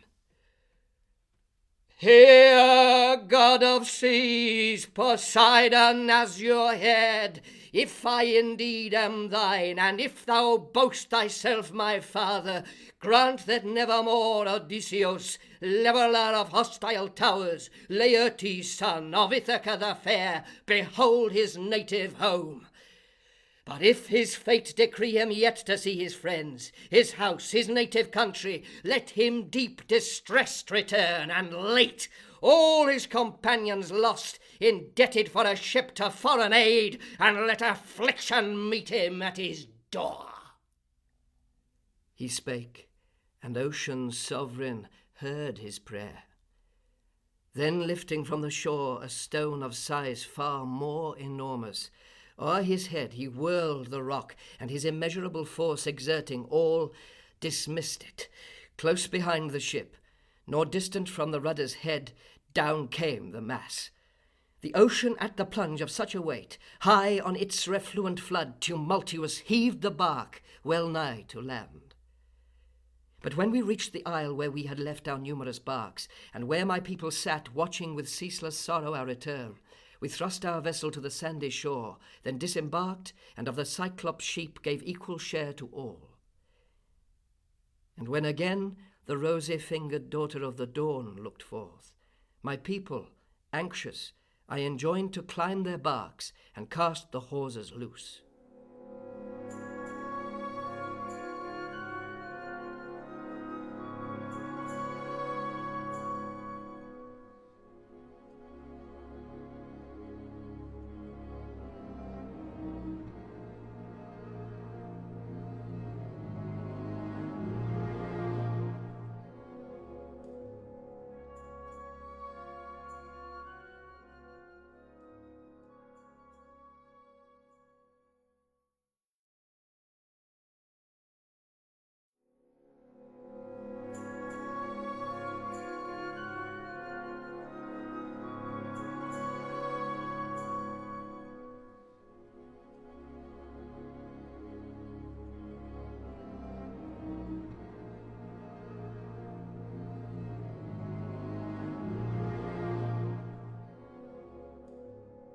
We came to the Aeolian Isle. There dwells Aeolus, son of Hippotas, beloved by the immortals, in an isle afloat. A brazen wall, impregnable on all sides, girds it, and smooth its rocky coast ascends. A month complete, he, friendly at his board, regaled me, and inquiry made minute of Ilium's fall, of the Achaean fleet, and of our voyage thence. I told him all. But now, desirous to embark again, I asked dismission home, which he approved, and well provided for my prosperous course. He gave me, furnished by a bullock slayed in his 9th year, a bag.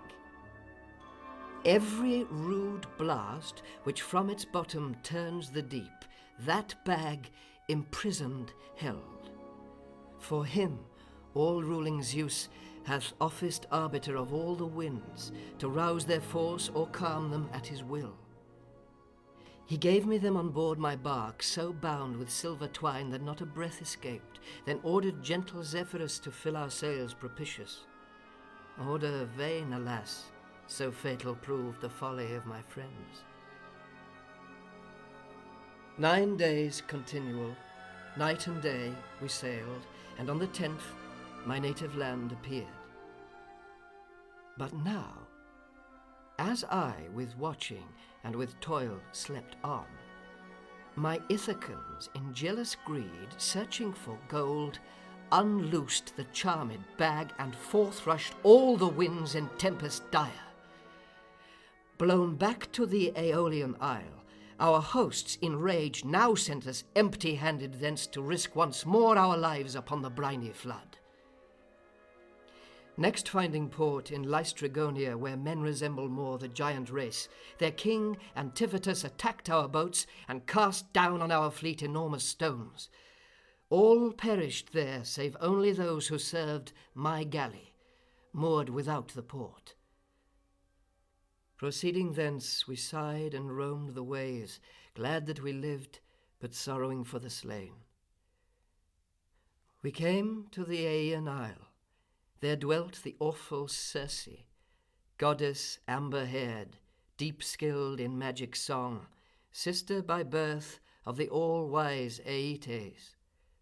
Them the sun, bright luminary of the world, begat on Perse, daughter of Oceanus. Our vessel there, noiseless, we pushed to land within a spacious haven, thither led by some celestial power. We disembarked, and on the coast 2 days and nights entire extended lay, worn with long toil, and each the victim of his heart-devouring woes. Then, numbering man by man, I parted them in equal portions and assigned a chief to either band, myself to these, to those godlike Eurylochus. This done, we cast the lots into the helmet, and at once forth sprang the lot of bold Eurylochus. He went, and with him of my people marched 22, all weeping. Nor ourselves wept less at separation from our friends. Low in a vale, but on an open spot, they found the splendid house of Circe, built with hewn and polished stones. Compassed she dwelt by lions on all sides, and mountain wolves tamed by herself with drugs of noxious powers.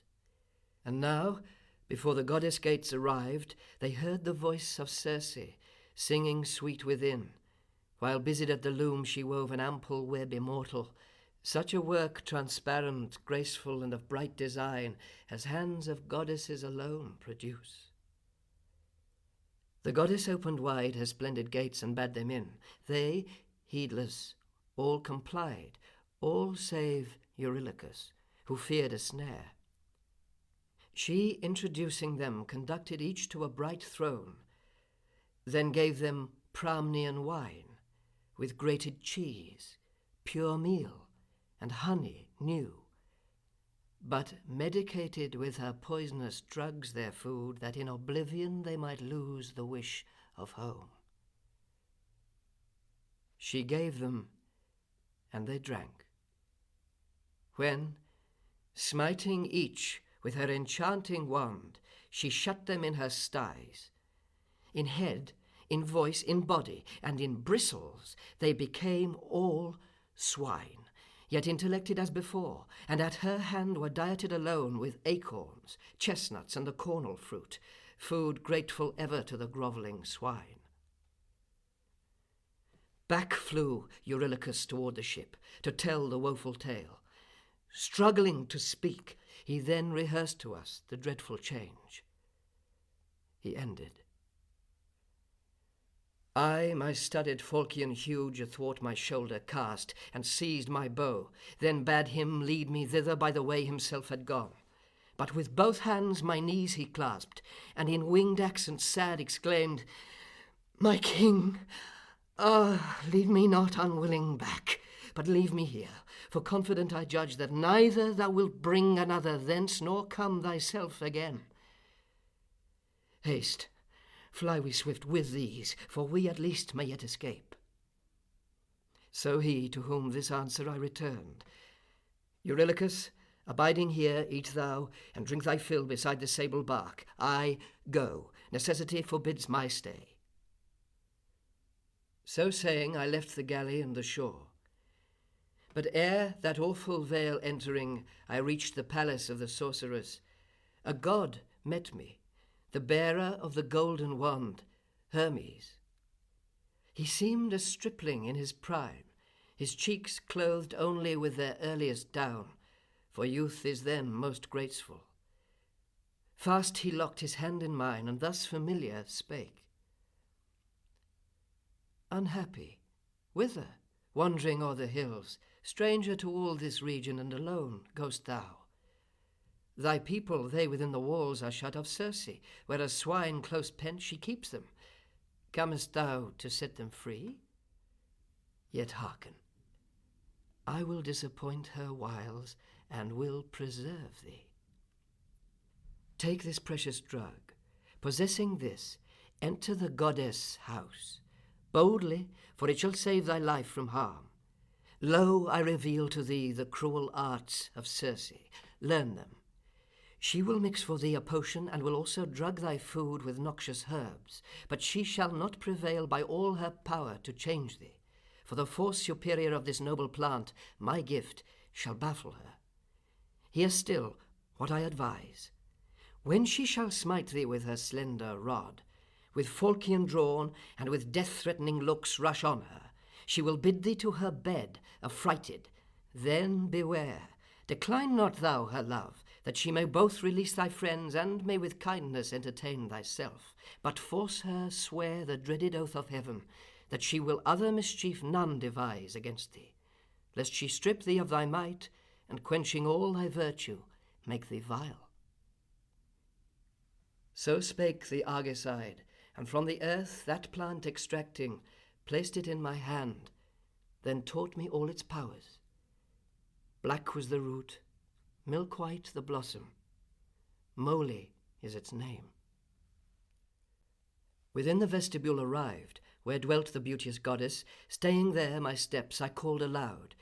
She heard me, and at once issuing, threw her splendid portals wide, and bade me in. I followed, heart distressed. Then mingling for me in a golden cup my beverage, she infused a drug, intent on mischief. But when I had drunk the draught unchanged, she smote me with her wand and said, "Hence, seek the sty, there wallow with thy friends." She spake. I, drawing from beside my thigh my falchion keen, with death-denouncing looks rushed on her. She, with a shrill scream of fear, ran under my raised arm, seized fast my knees, and in winged accents plaintive thus began. "Who? Whence? Thy city and thy birth declare. Amazed I see thee with that potion drenched, yet unenchanted. Never man before once passed it through his lips and lived the same, but in thy breast a mind inhabits proof against all charms. Come then, I know thee well. Thou art Odysseus, artifice renowned, of whose arrival here in his return from Ilium Hermes of the golden wand was ever wont to tell me. Sheath again thy sword, and let us on my bed reclined mutual embrace, that we may trust thenceforth each other without jealousy or fear." The goddess spake, to whom I thus replied, "O Circe, canst thou bid me meek become and gentle, who beneath thy roof detainst my fellow voyagers transformed to swine? And no, trust me, never will I share thy bed, till first, O goddess, thou consent to swear the dread all-binding oath, that other harm against myself thou wilt imagine none." I spake. She, swearing as I bade, renounced all evil purpose, and her solemn oath concluded, I ascended next her bed magnificent. Meantime 4 graceful nymphs attended on the service of the house, her menials, from the fountains sprung and groves, and from the sacred streams that seek the sea. Soon then, as Circe marked me on my seat, fast-rooted, sullen, nor with outstretched hands deigning to touch the banquet, she approached, and in winged accents suasive thus began. "Why sits Odysseus like the dumb, dark thoughts his only food? Loathes he the touch of meat and taste of wine? Thou fear'st, as I perceive, some other snare, but idle is that fear, for I have sworn the inviolable oath." She ceased, to whom this answer I returned. How can I eat?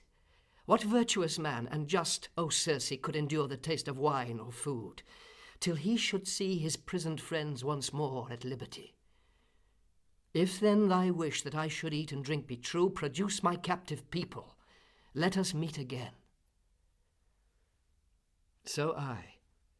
Then Circe, bearing in her hand her potent rod, went forth, and opening wide the door, drove out my people from the sty, in bulk resembling brawns of the 9th year.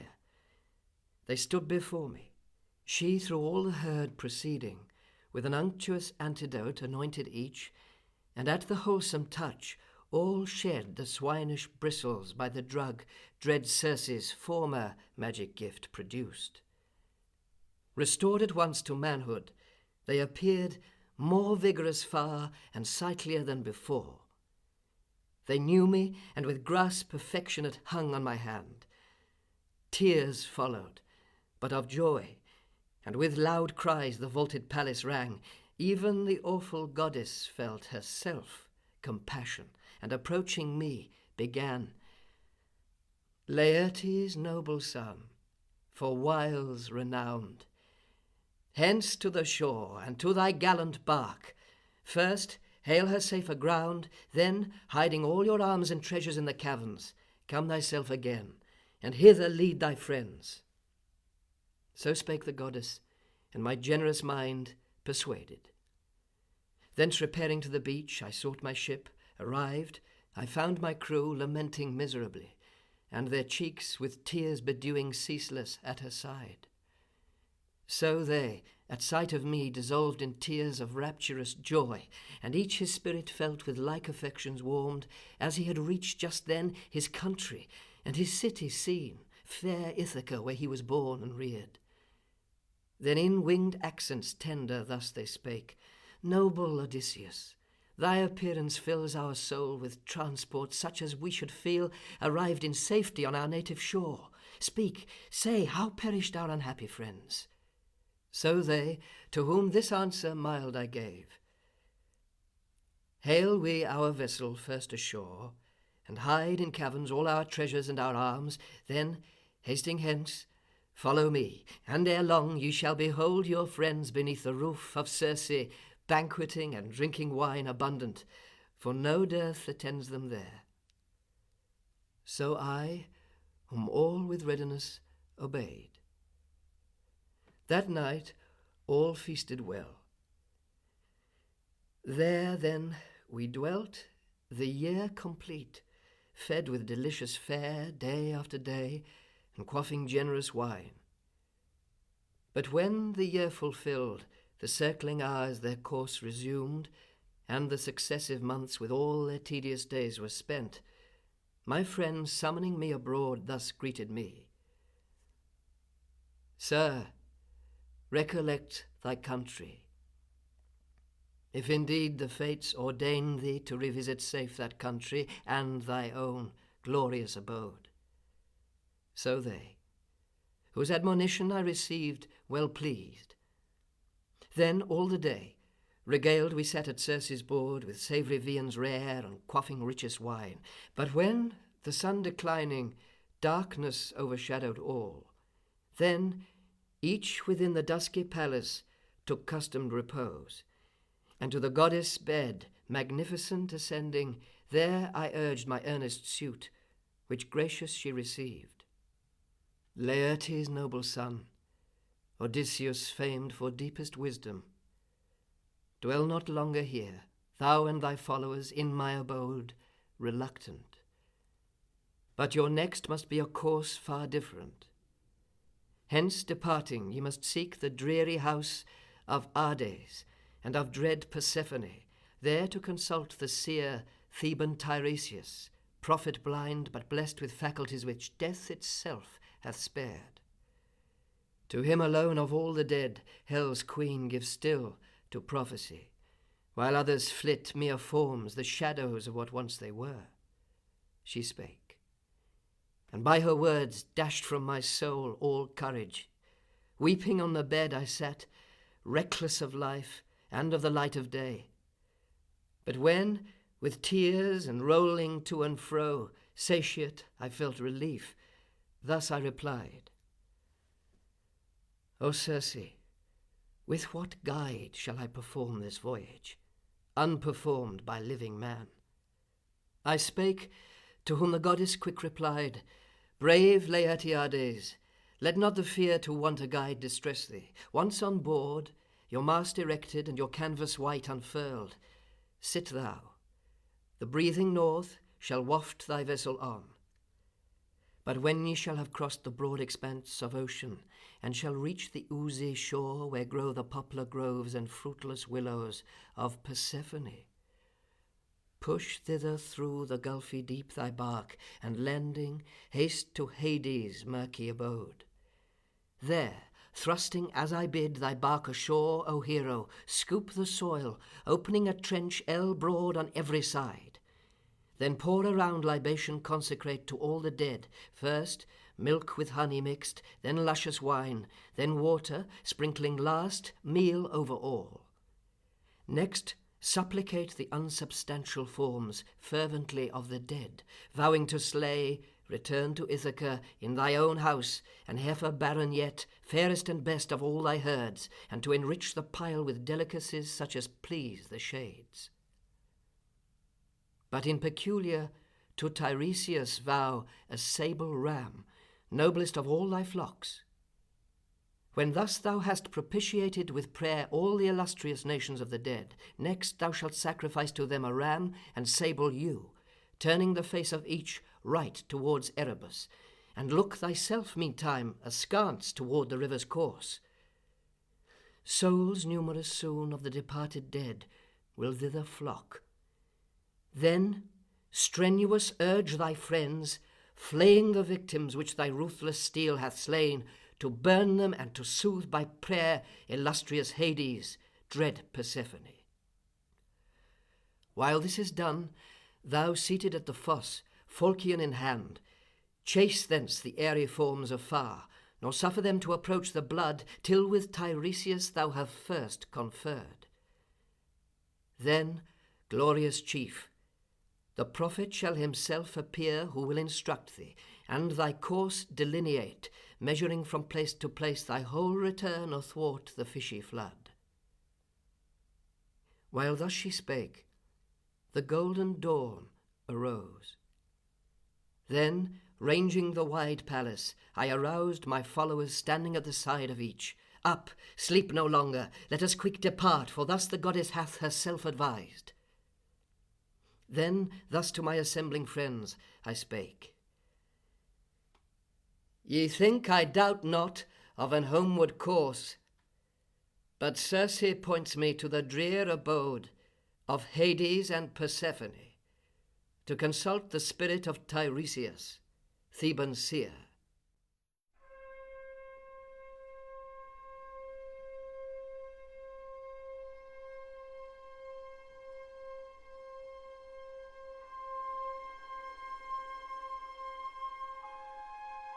Arriving on the shore, and launching first our bark into the sacred deep, we set our mast and sails and stowed secure on board the ram and ewe. Then, weeping, and with hearts sad and disconsolate, embarked ourselves. And now melodious Circe, nymph divine, sent after us a canvas-stretching breeze, pleasant companion of our course, and we, the decks and benches cleared, untoiling sat, while managed gales sped swift the bark along. All day, with sails distended, o'er the deep she flew, and when the sun at length declined, and twilight dim had shadowed all the ways, approached the bourne of ocean's vast profound. The city there of the Cimmerians stands, with cloud and darkness veiled, on whom the sun deigns not to look with his beam-darting eye, or when he climbs the starry arch, or when earthward he slopes again his westering wheels, but sad night canopies the woeful race. We hailed the bark aground, and, landing there the ram and sable ewe, journeyed beside the deep till we arrived where Circe bade. Here Pyramedes' son, Eurylochus held fast the destined sacrifice, while I scooped with my sword the soil, opening a trench ell-broad on every side, then poured around libation consecrate to all the dead. These rites being done, when thus I had implored with vows and prayer the nations of the dead, piercing the victims next, I turned them both to bleed into the trench. Then swarming came from Erebus the shades of the deceased, brides, youths unwedded, seniors long with woe oppressed, and tender girls yet new to grief. Came also many a warrior by the spear in battle pierced, with armour gore distained, and all the multitude around the fosse stalked, shrieking dreadful. Me pale horror seized. I next, importunate, my people urged, flaying the victims which myself had slain, to burn them, and to supplicate in prayer illustrious Hades, dread Persephone. Then down I sat, and with drawn falchion chased the ghosts, nor suffered them to approach the blood, till with Tiresias I should first confer. The soul of my departed mother first of Anticlia came, daughter of brave Autolycus, whom when I sought the shores of Ilium I had living left at home. Seeing her, with compassion touched, I wept. Yet even her, although it pained my soul, forbade, relentless, to approach the blood, till with Tiresias I should first confer. Then came the spirit of the Theban seer himself, his golden sceptre in his hand, who knew me, and inquiring thus began. Why, hapless chief, leaving the cheerful day, arrivedst thou to behold the dead and this unpleasant land? But from the trench a while receding, turn thy falchion keen away, that I may drink the blood and tell thee truth. He spake. I thence receding deep in fixed my sword, bright studded in the sheath again. The noble prophet then, approaching, drank the blood, and satisfied addressed me thus. Thou seek'st a pleasant voyage home again, renowned Odysseus. But a god will make that voyage difficult. For as I judge, thou wilt not pass Poseidon unperceived, whose anger follows thee, for that thou hast deprived his son, Cyclops, of his eye. At length, however, after numerous woes endured, thou mayst attain thy native isle, if thy own appetite thou wilt control, and theirs who follow thee. What time thy bark well built shall at Thrinacia's shore arrive, escaped from perils of the gloomy deep, there ye shall find grazing the flocks and herds of the all-seeing and all-hearing sun, which, if attentive to thy safe return thou leave unharmed, though after numerous woes ye may at length arrive in Ithaca.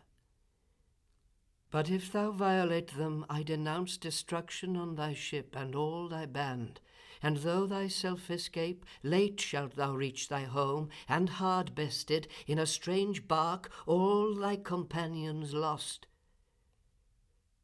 Trouble beside awaits thee there, for thou shalt find within proud suitors of thy noble wife, who waste thy substance, and with promised spousal gifts ceaseless solicit her to wed.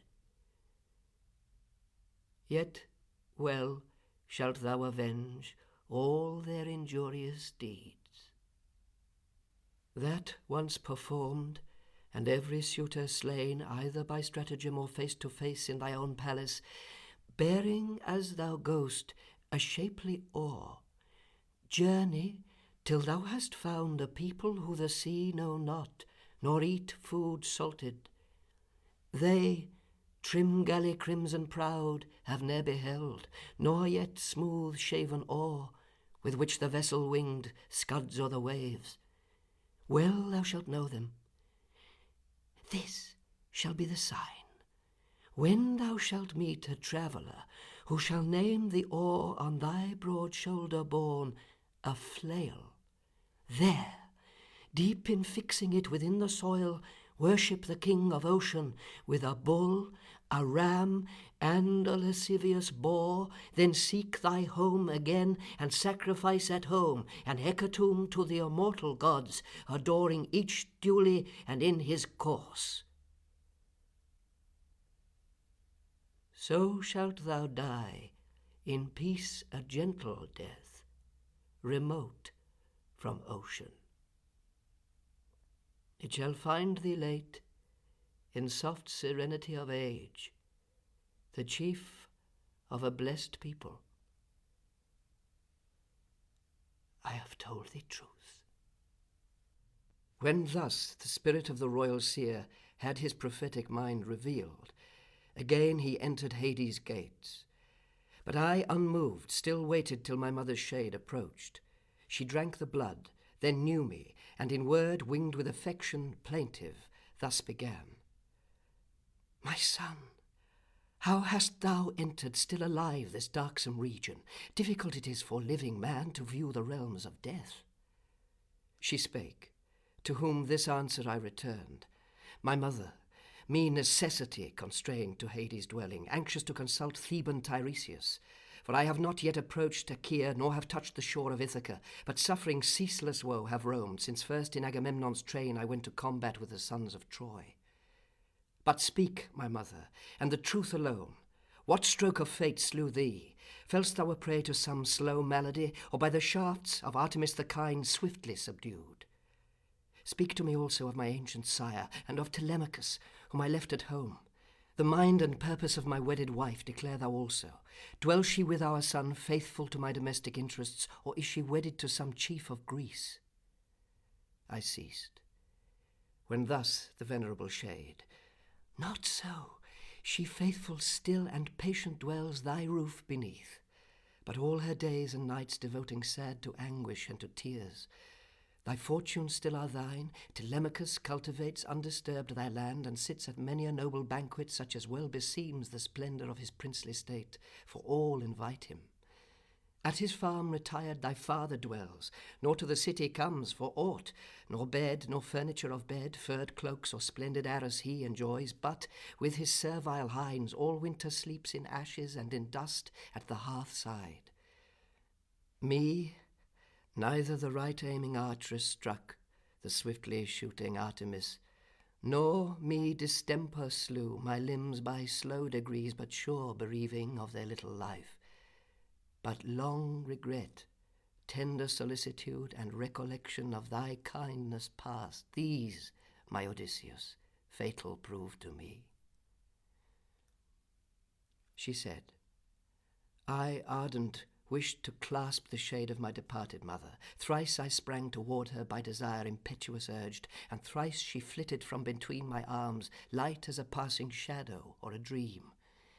Then, pierced by keener grief, in accents winged with filial earnestness, I thus replied, My mother, why eludest thou my attempt to clasp thee, that even here, in Hades' realm, we might to full satiety indulge our grief, enfolded in each other's arms? Hath cruel Persephone only dispatched a shadow to me, to augment my woe? Then instant thus the venerable form, Ah, son, thou most afflicted of mankind, on thee goddess Persephone obtrudes no airy semblance vain, but such the state and nature is of mortals once deceased. For they nor muscle have, nor flesh, nor bone. All those, the spirit from the body once divorced, the violence of fire consumes, and like a dream the soul flies swift away. But haste thou back to light, and, taught thyself, these sacred truths hereafter teach thy spouse. Thus mutual we conferred. Then thither came, encouraged forth by chaste Persephone, shades female numerous, all who consorts erst, or daughters were of mighty chiefs renowned. About the sable blood frequent they swarmed, but I, considering sat, how I might each interrogate, and thus resolved, my sword forth drawing from beside my sturdy thigh, firm I prohibited the ghost to drink the blood together. They successive came, each told her own distress. I questioned all. But now The wives of heroes whom I saw, and all their daughters, can I not relate. Now, when chaste Persephone had wide dispersed those female shades, the spirit sore distressed of Agamemnon, Atreus' son, appeared. Encircled by a throng he came, by all who with himself beneath Aegisthus' roof their fate fulfilled, perishing by the sword. He drank the blood, and knew me.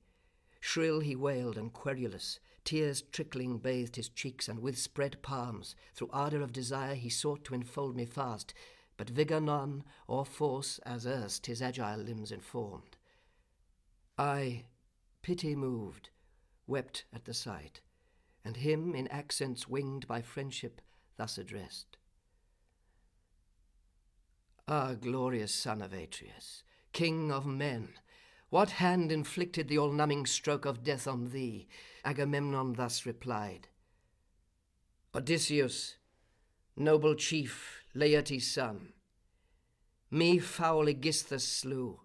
My woeful death confederate with my own pernicious wife he plotted, with a show of love sincere bidding me to his board, where, as the ox is slaughtered at his crib, he slaughtered me.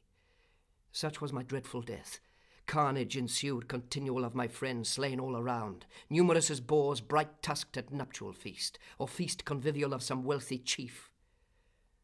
Thou hast already witnessed many a field with warriors overspread, slain one by one, but that dire scene had most thy pity moved, for we, with brimming beakers at our side, and underneath full tables bleeding lay, blood floated all the pavement. Then the cries of Priam's daughter sounded in my ears, most pitiable of all, Cassandra's cries, whom Clytemnestra close beside me slew. Expiring as I lay, I yet essayed to grasp my falchion, but the traitress quick withdrew herself, nor would vouchsafe to close my languid eyes or prop my drooping chin, even in the moment when I sought the shades. So that the thing breathed not, ruthless and fell as woman once resolved on such a deed detestable as my base wife contrived, the murder of the husband of her youth. Thus we discoursing mutual stood, and tears shedding disconsolate. The shade meantime came of Achilles, Peleus' mighty son. The soul of swift Aeacides at once knew me, and in winged accents thus began. Brave Laertiades, for wiles renowned, what mightier enterprise than all the past hath made thee here a guest? Rash as thou art, how hast thou dared to penetrate the gloom of Hades, dwelling of the shadowy dead, semblances only of what once they were? He spake, to whom I answering thus replied, O Peleus' son, Achilles, bravest far of all Achaea's race, I here arrived seeking Tiresias, from his lips to learn perchance how I might safe regain the coast of craggy Ithaca.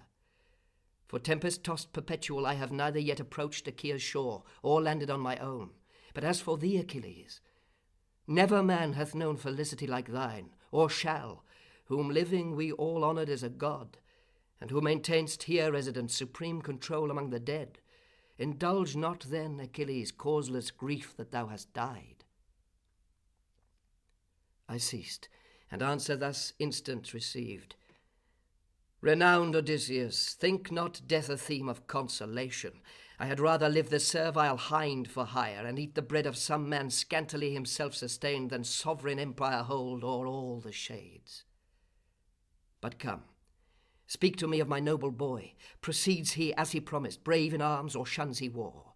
To whom I thus replied, Now I will tell thee, as thou bidst, the truth unfeigned of Neoptolemus thy son. For him, myself on board my hollow bark from Scyros to Achaea's host conveyed. Oft as in council under Ilium's walls we met, he ever foremost was in speech, nor spake erroneous. Nestor and myself except, no Grecian could with him compare. Oft too, as we with battle hemmed around Troy's bulwarks, from among the mingled crowd thy son sprang foremost into martial act, inferior in heroic worth to none. Beneath him numerous fell the sons of Troy in dreadful fight, nor have I power to name distinctly all who by his glorious arm, exerted in the cause of Greece, expired. So I, then striding large, the spirit thence withdrew of swift Aeacides, along the hoary mead pacing, with joy elate that I had blazoned bright his son's renown. There saw I Minos, offspring famed of Zeus. His golden sceptre in his hand he sat, judge of the dead. They, pleading each in turn his cause, some stood, some sat, filling the house whose spacious folding gates are never closed. Next, suffering grievous torments, I beheld Tantalus. In a pool he stood, his chin washed by the wave. Thirst-parched he seemed, but found naught to assuage his thirst. For when he bowed his hoary head, ardent to quaff, the flood vanished absorbed, and at his feet a dust the soil appeared, dried instant by the gods. Tall trees, fruit-laden with inflected heads, stooped to him, pomegranates, apples bright, the luscious fig and unctuous olive smooth, which, when with sudden grasp he would have seized, winds hurled them high into the dusky clouds. There too, the hard-tasked Sisyphus I saw, thrusting before him strenuous a vast rock. With hands and feet struggling, he shoved the stone up to a hilltop, but the steep, well nigh vanquished, by some great force repulsed, the mass rushed again, obstinate, down to the plain. Again stretched prone, severe he toiled, the sweat bathed all his weary limbs, and his head reeked. The might of Heracles I next surveyed. His semblance, for himself their banquet shares with the immortal gods, and in his arms enfolds neat-footed Hebe, daughter fair of Zeus and of his golden sandaled spouse. Around him, clamorous as birds, the dead swarmed turbulent. He, gloomy-browed as night, with uncased bow and arrow on the string, peered terrible from side to side, as one ever in act to shoot. Me his eye no sooner marked, than knowing me, in words by sorrow quick suggested, he began. Laertes' noble son, for wiles renowned, ah, hapless hero, thou art doubtless charged, thou also, with some arduous labour, such as in the realms of day I once endured. So saying, he penetrated deep again the abode of Hades. But I, still unmoved, there stood expecting, curious, other shades to see of heroes in old time deceased. But nations first, numberless of the dead came shrieking, hideous. Me pale horror seized, lest dread Persephone should thither send the Gorgon head from Hades, sight abhorred. I therefore, hasting to the vessel, bade my crew embark and cast the hawsers loose. They, quick embarking, on the benches sat. Down the Oceanus the current bore my galley, winning at the first her way with oars, then wafted by propitious gales.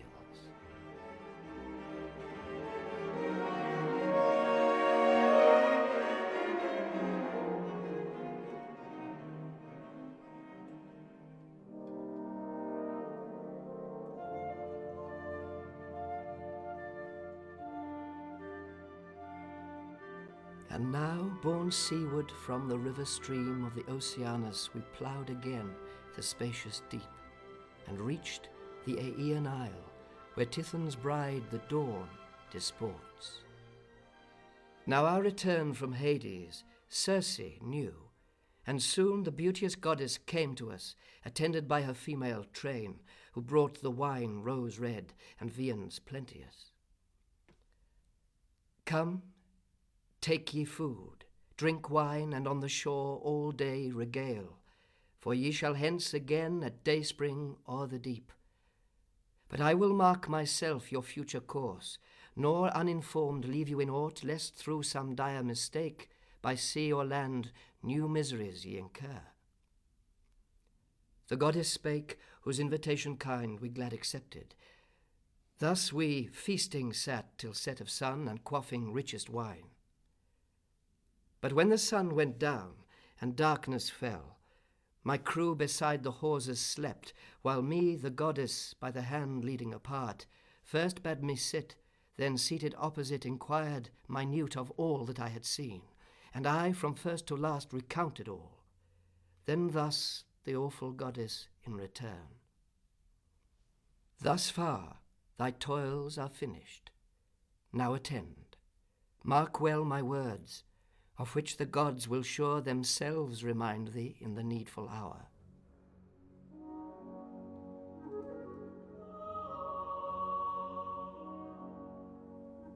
First shalt thou reach the Sirens. They the heart's enchant of all who on their coast arrive. The wretch who unforewarned approaching hears the Siren's voice. His wife and little ones ne'er fly to gratulate his glad return. But him the Sirens sitting in the meads charm with mellifluous song, while all around the bones accumulated lie of men now putrid and the skins mouldering away. But pass them thou, and lest thy people hear those warblings, ere thou yet approach, fill all their ears with wax moulded between thy palms. But as for thee, thou hear them if thou wilt. Yet let thy people bind thee to the mast erect, encompassing thy feet and arms with cordage well secured to the mast foot. So shalt thou, raptured, hear the Siren's song. When thus thy people shall have safely passed the Sirens by, think not from me to learn what course thou next shalt steer. Two will occur. Deliberate choose. I shall describe them both. Here vaulted rocks impend, dashed by the waves immense of Amphitrite, azure-eyed. The blessed gods those rocks erratic call. No ship, what ship soever there arrives, escapes them, but both mariners and planks, whelmed under billows of the deep, or caught by fiery tempests, sudden disappear. There Scylla dwells, and thence her howl is heard tremendous. Shrill her voice is as the note of hound new whelped, but hideous her aspect, such as no mortal man nor even a god, encountering her, should with delight survey. Her feet are 12, all 4 feet, 6 her necks of hideous length, each clubbed into a head terrific, and each head with fangs is armed in triple row, thick planted, stored with death. Plunged to her middle, in the hollow den she lurks, protruding from the black abyss her heads, with which the ravening monster dives in quest of dolphins, dogfish, or of prey more bulky, such as in the roaring gulfs of Amphitrite without end abounds. It is no seaman's boast that ere he slipped her cavern by unharmed, in every mouth she bears up caught a mariner away.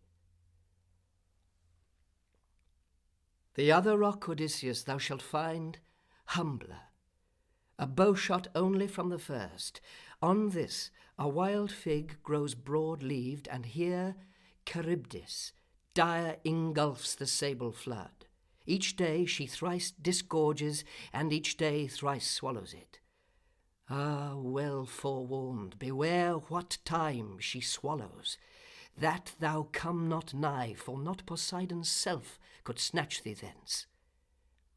Close passing Scylla's rock, shoot swift thy bark beyond it, since the loss of 6 alone is better far than shipwreck made of all.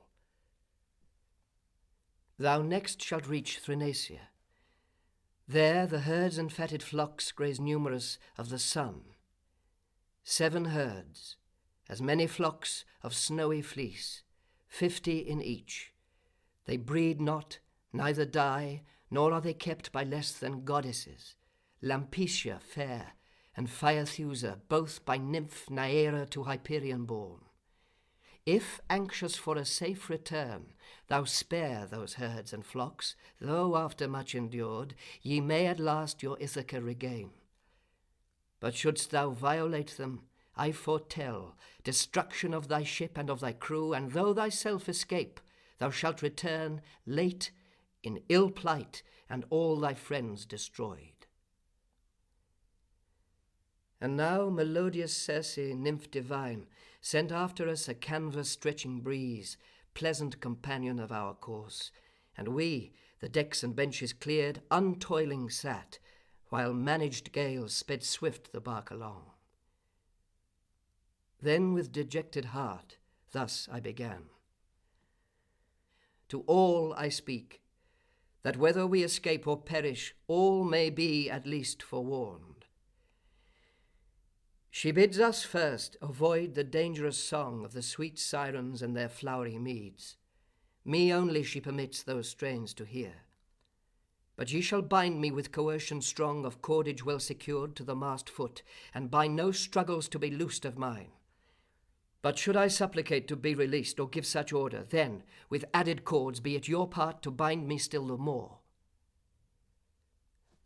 Thus with distinct precaution I prepared my people.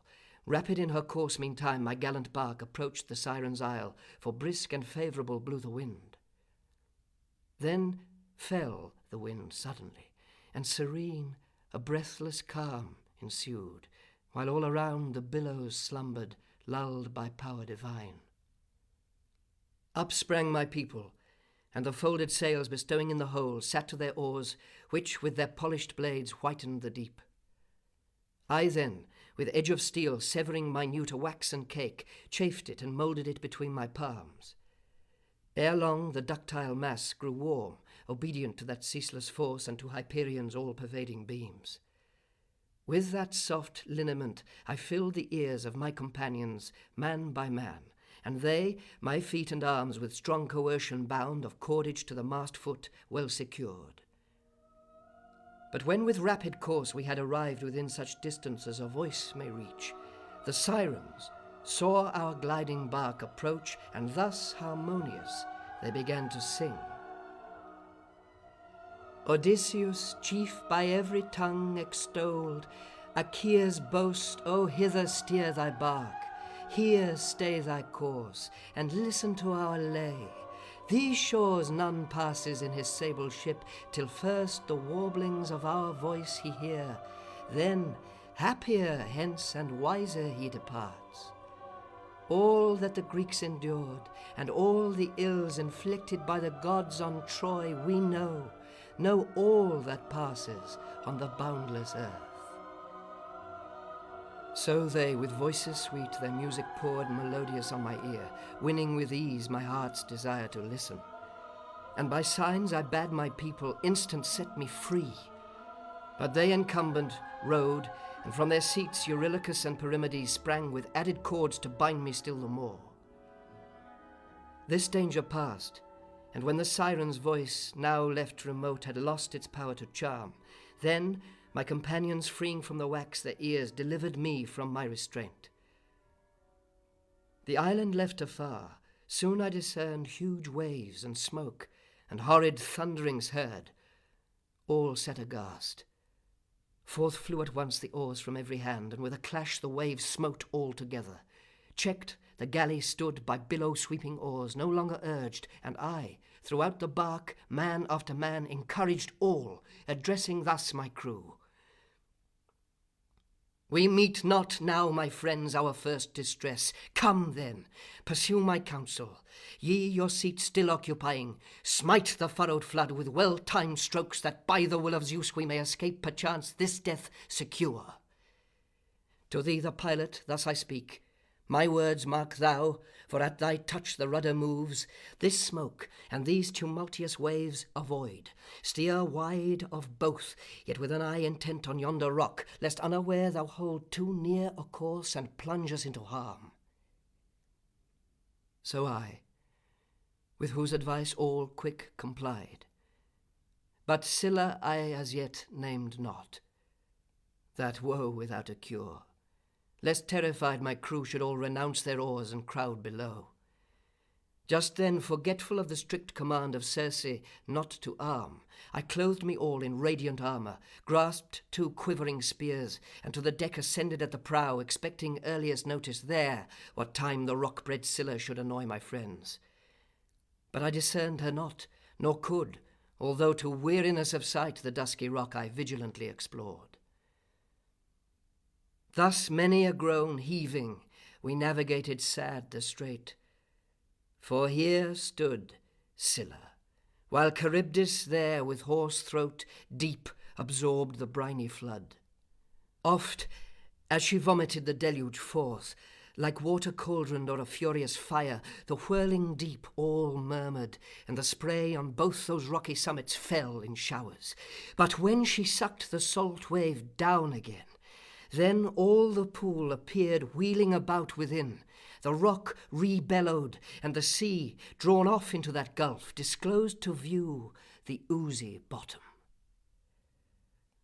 Us pale horror seized. Thus dreading death, with fast-set eyes we watched Charybdis. Meantime Scylla from the bark caught 6 away, the bravest of my friends. With eyes that moment on my ship and crew retorted, I beheld the legs and arms of those whom she uplifted in the air.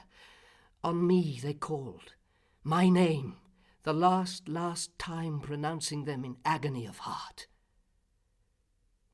So Scylla them raised gasping to the rock, and at her cavern's mouth devoured them, loud shrieking, and stretching forth to me their arms in sign of hopeless misery. Ne'er beheld these eyes, in all the seas that I have roamed, a sight so piteous, nor in all my toils.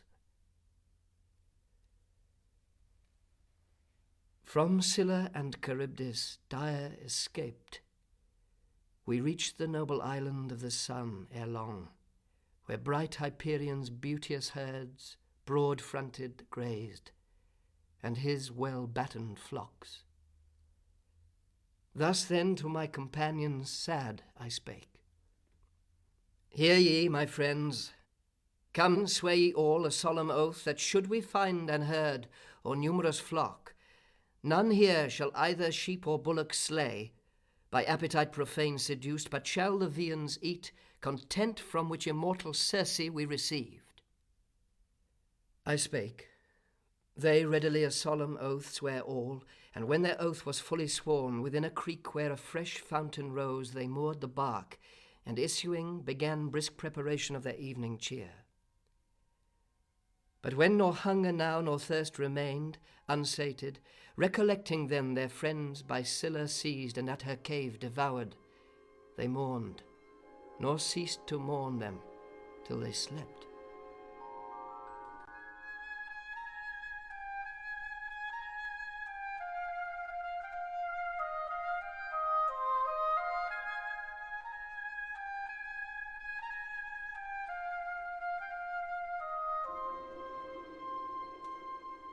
A month complete the south wind ceaseless blew, nor other wind blew next save east and south.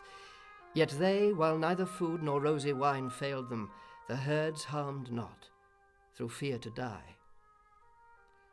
But our provisions failing, they employed whole days in search of food, snaring with hooks birds, fishes, of what kind soe'er they might, by famine urged. I solitary roamed meantime the isle, seeking by prayer to move some god to show us a deliverance thence. When roving thus the isle, I had at length left all my crew remote, laving my hands where shelter warm I found from the rude blast, I supplicated every power above. But they my prayers answered with slumbers soft shed o'er my eyes, and with pernicious art Eurylochus the while my friends harangued. My friends, come, let us hither drive and sacrifice to the immortal powers the best of all the oxen of the sun, resolving thus that soon as we shall reach our native Ithaca we will erect to bright Hyperion an illustrious fane, which with magnificent and numerous gifts we will enrich in hope to appease his wrath. So spake Eurylochus. Prayer made, they slew and flayed the kine, all careless of their oath. Now when the thighs were burnt, and each had shared his portion of the moor, and when the rest all slashed and scored hung roasting at the fire, sleep in that moment suddenly my eyes forsaking, to the shore I bent my way. But ere the station of our bark I reached, the savoury steam greeted me. At the scent I wept aloud, and to the gods exclaimed, Ah, Zeus, my lord, and all ye powers above, with cruel sleep and fatal ye have lulled my cares to rest. Such horrible offence meantime my rash companions have devised.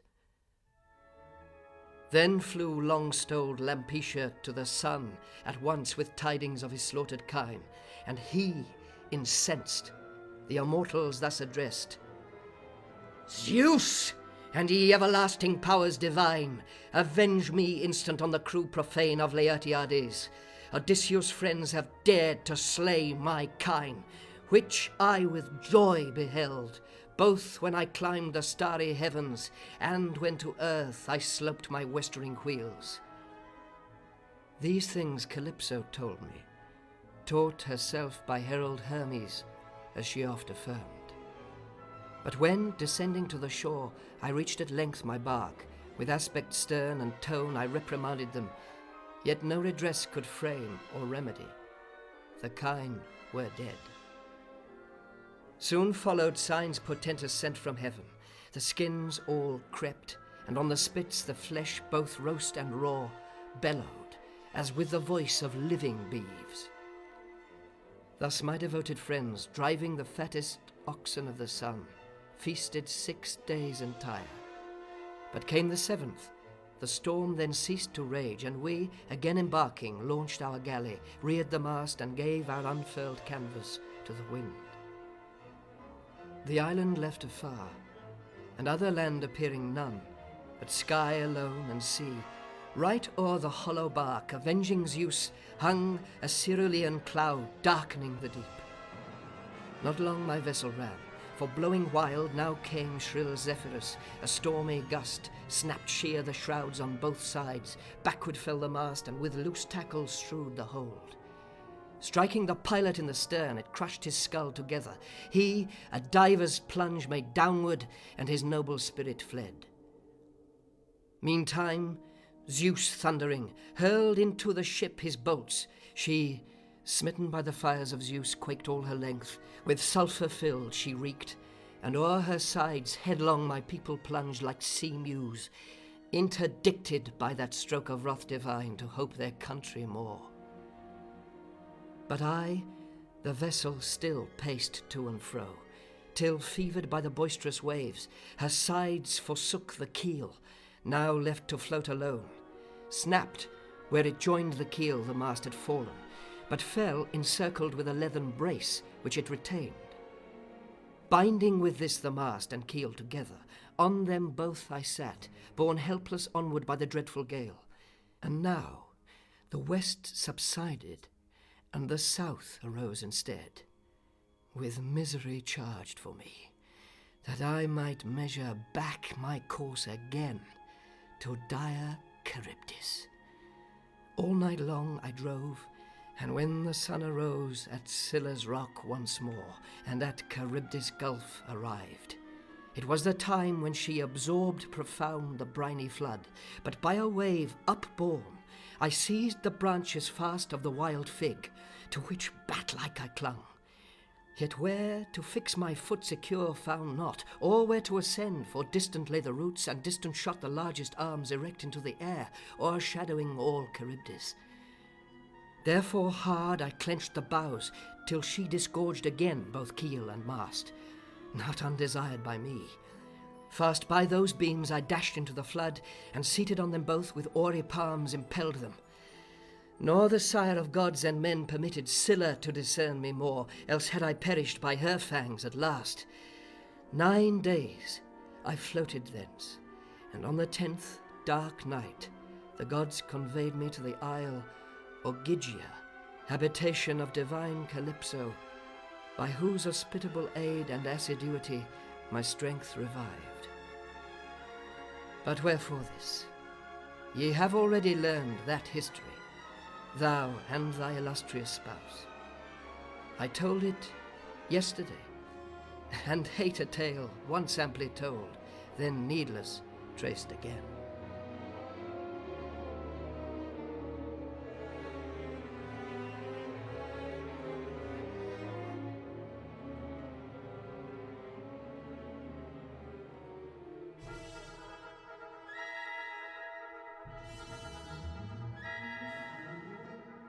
Odysseus, having finished his narrative, and laden with gifts from the Phaeacians, is carried in his sleep to Ithaca, his native land.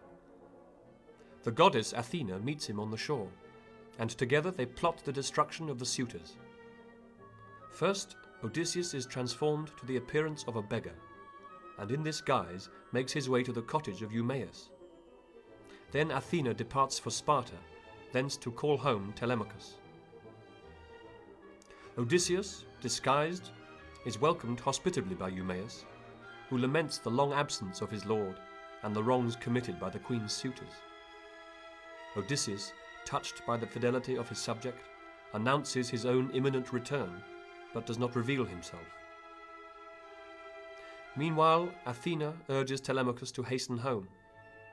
The goddess so blesses Telemachus' voyage that the suitors, lying in ambush, miss their prey, and he journeys in safety to the cottage of Eumaeus.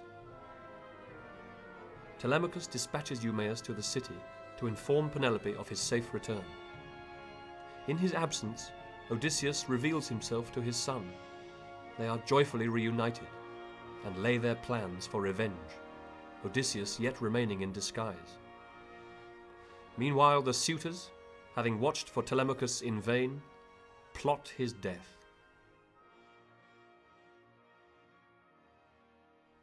Now dawn the rosy-hued looked from the east, when the illustrious offspring of divine Odysseus bound his sandals to his feet. He seized his sturdy spear, matched to his grip, and to the city meditating quick departure now, the swineherd thus bespake. Father, I seek the city, to convince my mother of my safe return, whose tears, I judge, and lamentation shall not cease till her own eyes behold me. But I lay on thee this charge. Into the city lead thyself this hapless guest, that he may beg provision there, a morsel and a drop from such as may perchance vouchsafe the boon. To whom Odysseus ever wise replied, Go then, and when I shall have warmed my limbs before the hearth, and when the risen sun shall somewhat chase the cold, thy servant's task shall be to guide me thither, as thou bidst. He ended, and Telemachus in haste set forth, his thoughts all teeming as he went with dire revenge. Soon in the palace courts arriving, he reclined his spear against a column and proceeded to the hall. Forth from her chamber to her son's embrace came chaste Penelope. With tears she threw her arms around him, his bright beaming eyes and forehead kissed, and with a murmured plaint maternal in winged accents thus began.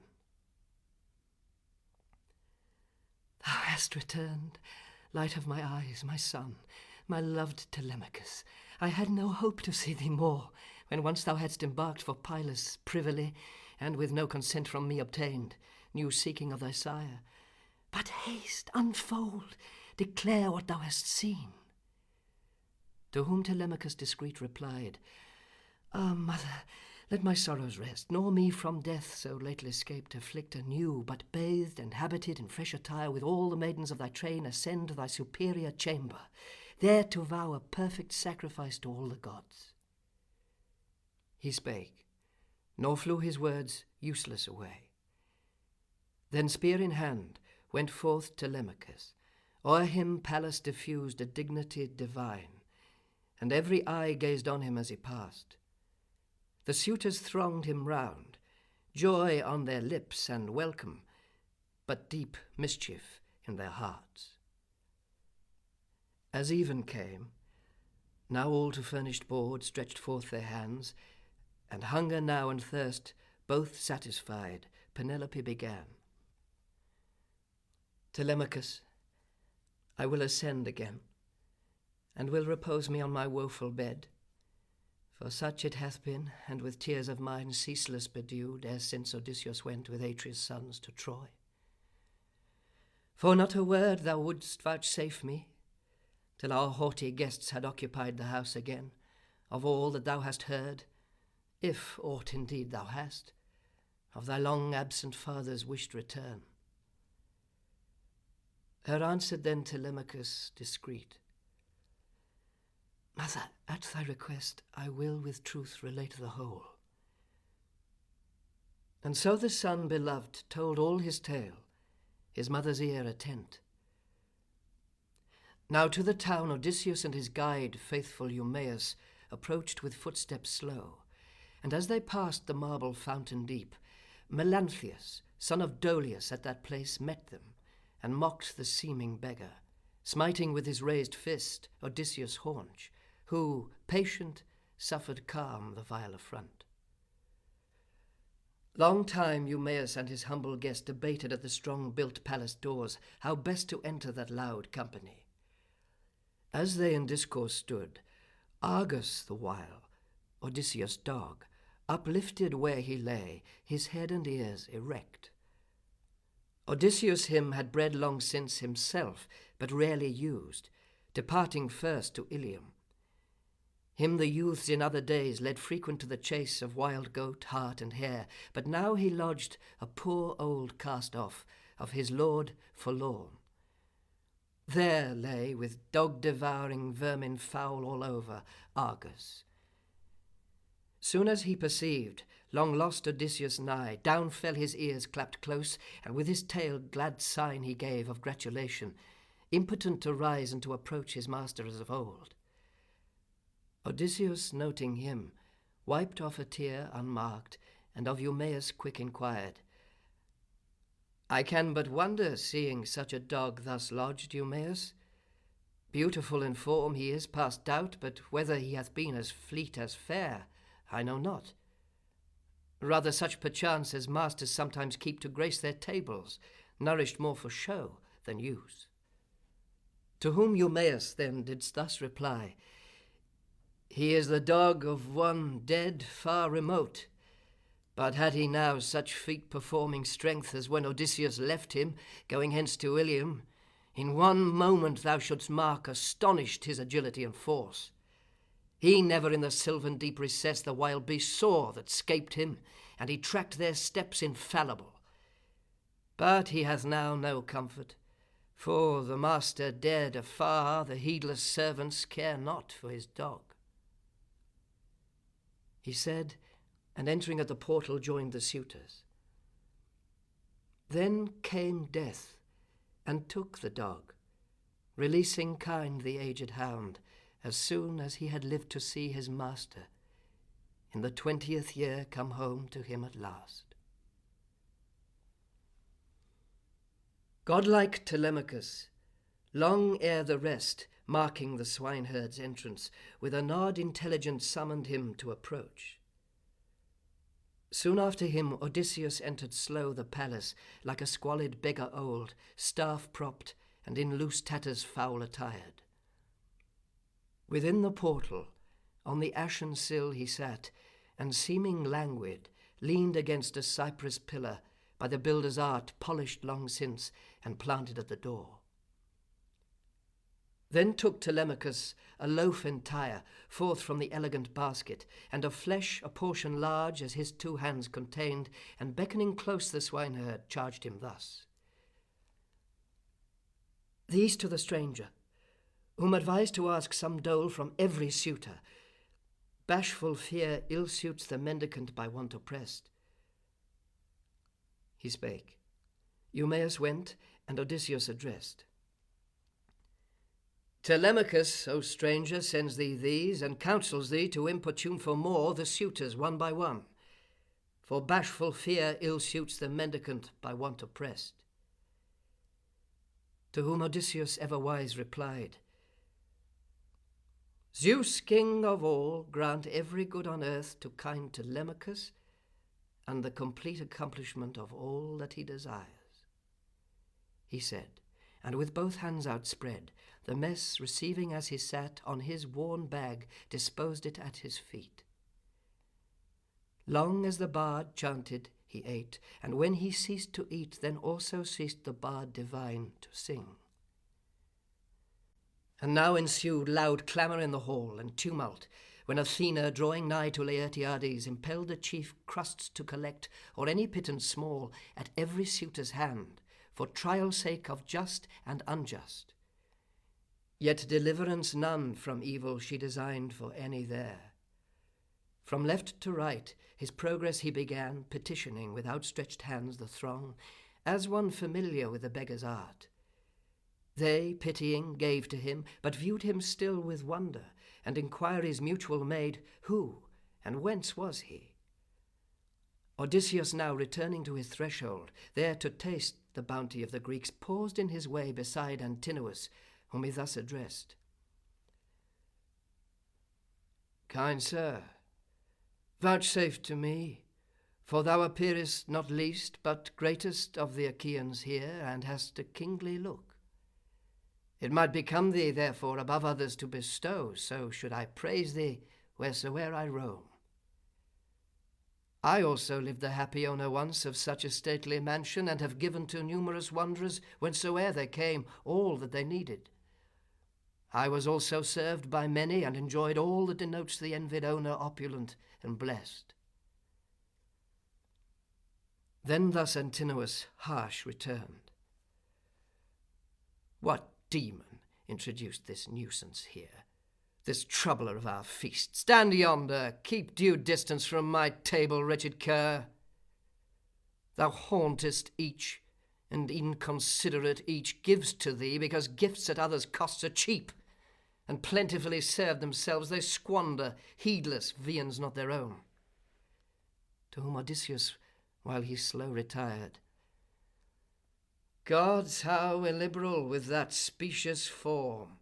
Thou wouldst not grant the poor a grain of salt from thy own board, who at another's fed so nobly. Canst thou not spare a crust to me?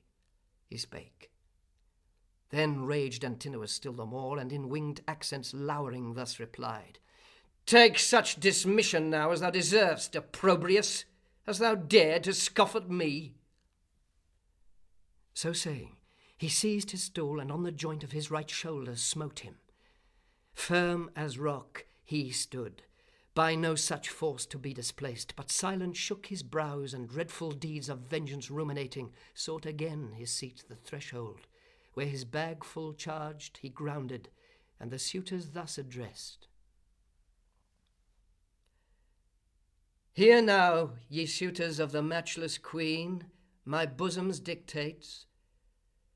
Trivial is the harm, scarce felt, if fighting for his own, his sheep perchance, or kine, a man receive a blow.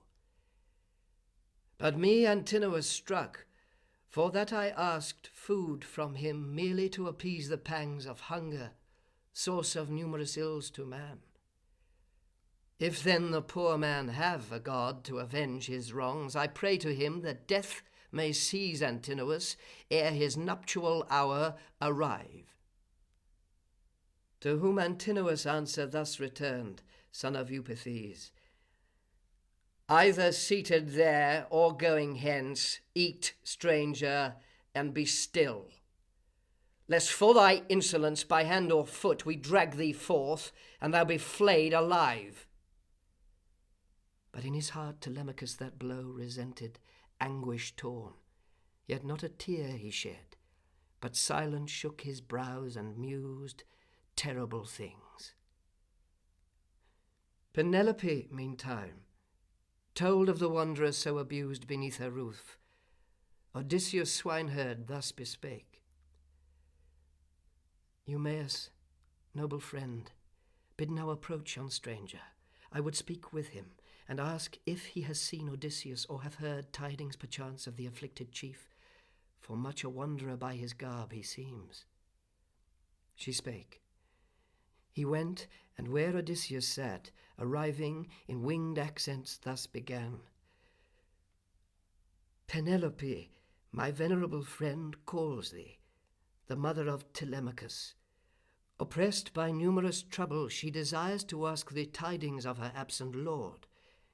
Then thus Odysseus, hero toil inured.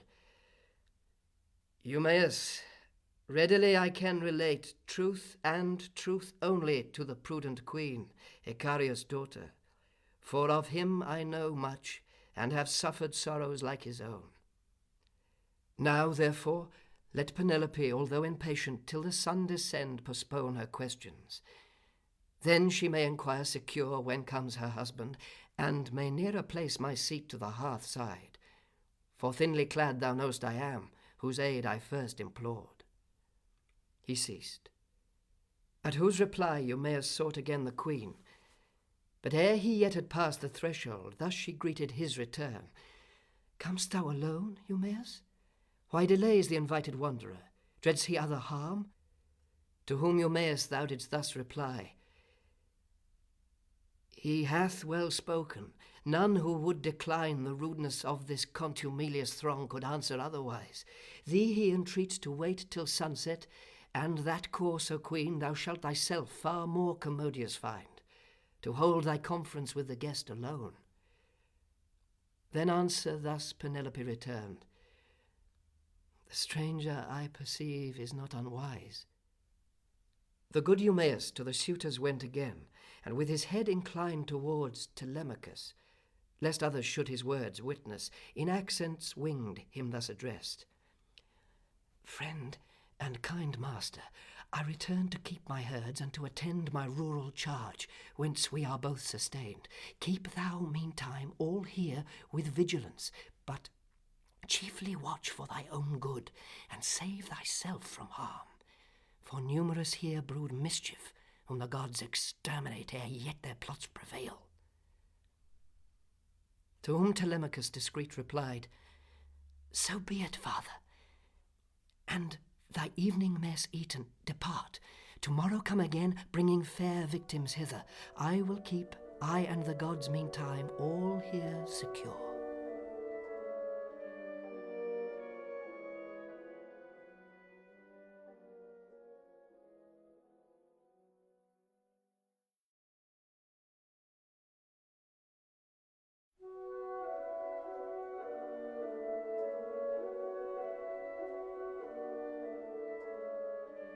Now came a public mendicant, a man accustomed, seeking alms, to roam the streets of Ithaca, one never sated yet with food or drink. Yet muscle had he none, or strength of limb, though giant built in show. Arneus was the name which at his birth his mother gave him, but the youthful band of suitors, whom as messenger he served, all named him Irus. He arriving, sought to drive Odysseus forth from his own home, and in rough accents rude him thus rebuked. Forth from the porch, old man, lest by the foot I drag thee quickly forth. Seest not how all wink on me, and by signs give me command to drag thee hence? Nor is it aught but shame that checks me, yet arise, lest soon with fists thou force me to adjust our difference. But how wilt thou oppose one young as I? The youth Antinous their dispute marked. Oh, friends, no pastime ever yet occurred, pleasant as this, which now the gods themselves afford us. Iris and the stranger brawl as they would box. Haste, let us urge them on. 2 paunches lie of goats here on the fire, which filled with fat and blood we set apart for supper. He who conquers, and in force superior proves, shall freely take the paunch which he prefers, and shall with us thenceforth feast always. Neither will we here admit poor man beside to beg at our repasts. He spake, whom all approved.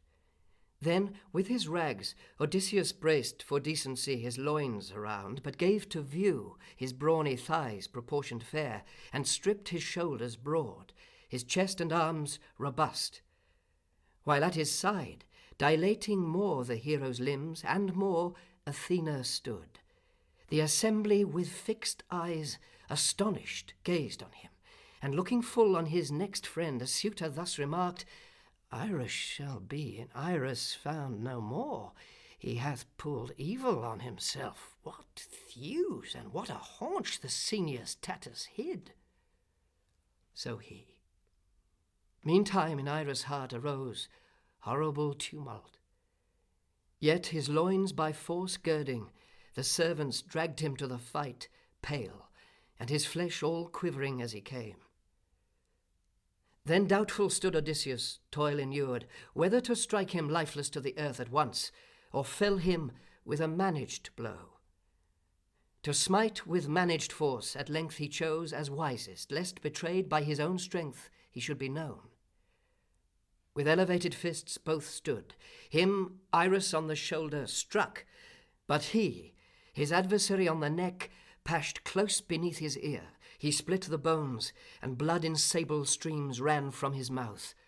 With many an hideous yell he dropped, his teeth chattered, and with his heels he drummed the ground.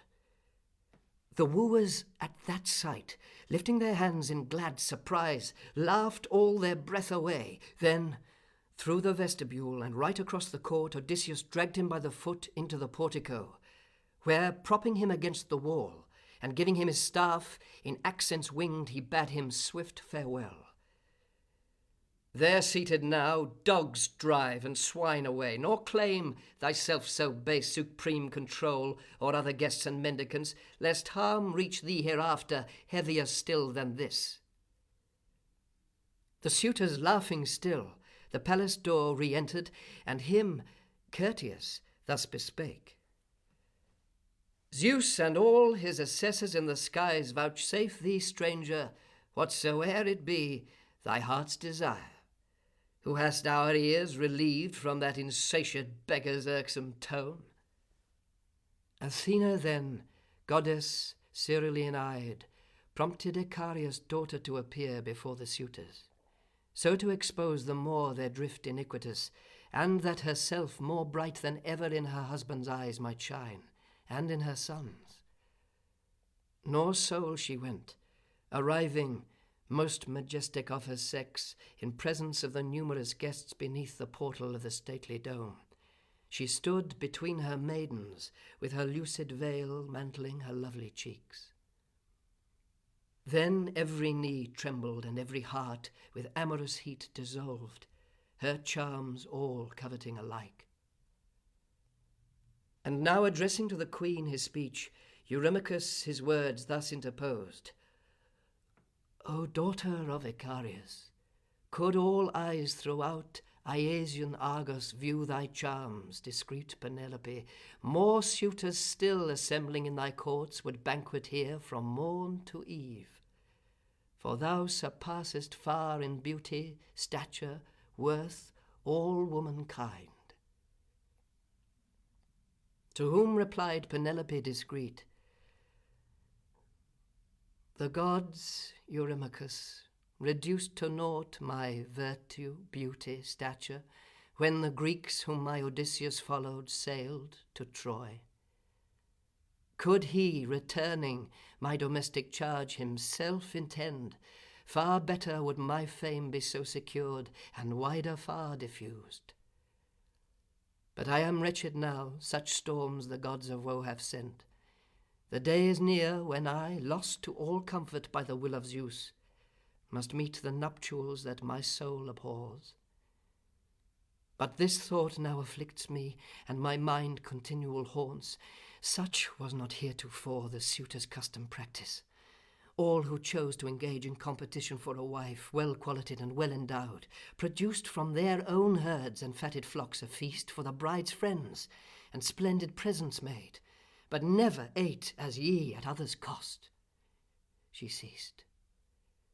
Then brave Odysseus, toil inured, rejoiced that soothing them she sought to draw from each some gift, although on other views and more important far himself intent. Then each dispatched his herald who should bring his master's gift. Each Grecian gave to her, and each a gift dissimilar from all. Then, loveliest of her sex, turning away, she sought her chamber, whom her maidens fair attended, charged with those illustrious gifts. Then turned they all to dance and pleasant song. And now Odysseus took to him the task of tending all the lights which blazed within, but in his soul meantime far other thoughts revolved, tremendous, not conceived in vain. Nor Pallas, that they might exasperate more Laertes' son, permitted to abstain from heart-corroding bitterness of speech those suitors proud, of whom Eurymachus, offspring of Polybus, while thus he jeered Odysseus, set the others in a roar. Hear me, ye suitors of the illustrious queen. I shall make known my thought. Art thou disposed to serve me, friend? Would I afford thee hire, a labourer at my farm? Thou shalt not want sufficient wages. Thou mayst there collect stones for my fences, and mayst plant my oaks, for which I would supply thee all the year with food and clothes, and sandals for thy feet. But thou hast learned less creditable arts, nor hast a will to work, preferring much by beggary from others to extort wherewith to feed thy never-sated maw.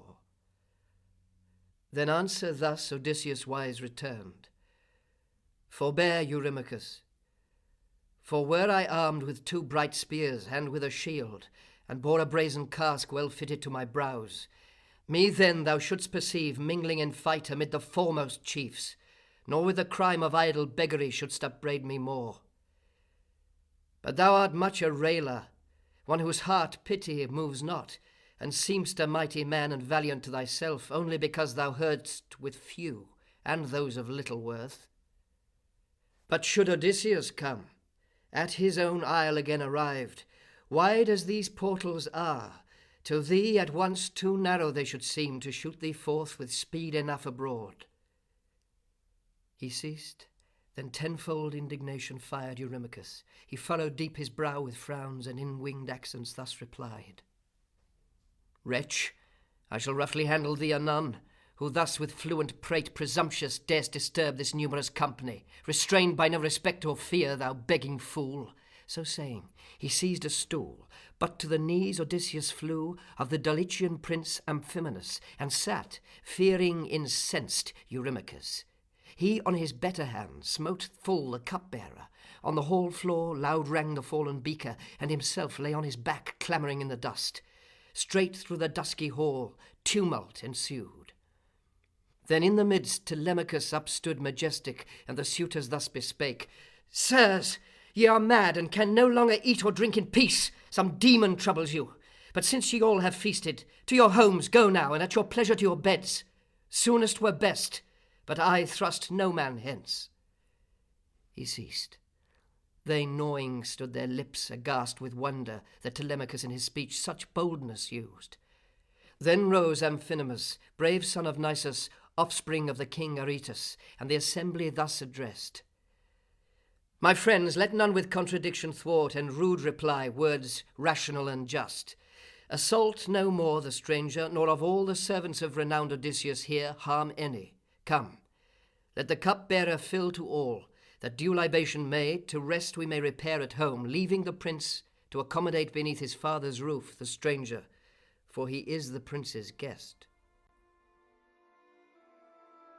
They went, but left the noble chief behind, in his own house, contriving by the aid of Pallas the destruction of them all. And thus, in accents winged, again he said: My son, we must remove and safe dispose all these my well-forged implements of war. Then starting to the task, Odysseus caught, and his illustrious son, the weapons thence, helmet and bossy shield and pointed spear, while Pallas from a golden lamp illumined the dusky way before them. Then the prince, guided by flaming torches, sought the couch where he was wont to sleep, and there he slept on that night also, waiting the approach of sacred dawn. Thus was Odysseus left alone, and planning sat in solitude, by Pallas' aid, the slaughter of his foes. At length, like Artemis, or like herself, or Aphrodite, her apartment left, entered Penelope. Beside the hearth, her women planted her accustomed seat, with silver wreathed and ivory. Then to her household's governess she said, Bring now a seat, and spread it with a fleece, Eurynome, that undisturbed the guest may hear and answer all that I shall ask. She ended. Then the matron brought in haste a polished seat, and spread it with a fleece on which the toil-accustomed hero sat, and thus the chaste Penelope began. Stranger, my first inquiry shall be this: Who art thou? Whence? Where born? And sprung from whom? Then answer thus Odysseus wise returned: O Queen, Put question of what else thou wilt in thy own palace, but forbear to ask from whom I sprang and of my native land, lest thou, reminding me of those sad themes, augment my woes. For I have much endured, nor were it seemly in another's house to pass the hours in sorrow and in tears. I should reproach in care from thee, fair queen. Him answered then Penelope discreet, But I am wretched now. Such storms of woe the gods have sent me, for as many chiefs as hold dominion in the neighbour isles woo ceaseless, and my household stores consume. They meantime press my nuptials, which by art I still procrastinate. Some god the thought suggested to me to commence a robe of amplest measure and of subtlest woof, laborious task, which done, I thus addressed them. Princes, my suitors, since the noble chief Odysseus is no more, enforce not now my nuptials. Wait till I shall finish first a funeral robe, lest all my threads be marred, which for the ancient hero I prepare Laertes, looking for the mournful hour when fate shall snatch him to eternal rest. Else I the censure dread of all my sex, should he so wealthy want at last a shroud. Such was my speech. They, unsuspicious all, with my request complied. Thenceforth all day I wove the ample web, and, by the aid of torches, ravelled it again at night. 3 years by artifice I thus their suit eluded safe, but when the 4th arrived, and the same season after many moons and fleeting days returned, passing my train who had neglected to release the dogs, they came, surprised, and reprimanded me. Thus, through necessity, not choice, at last I have performed it in my own despite.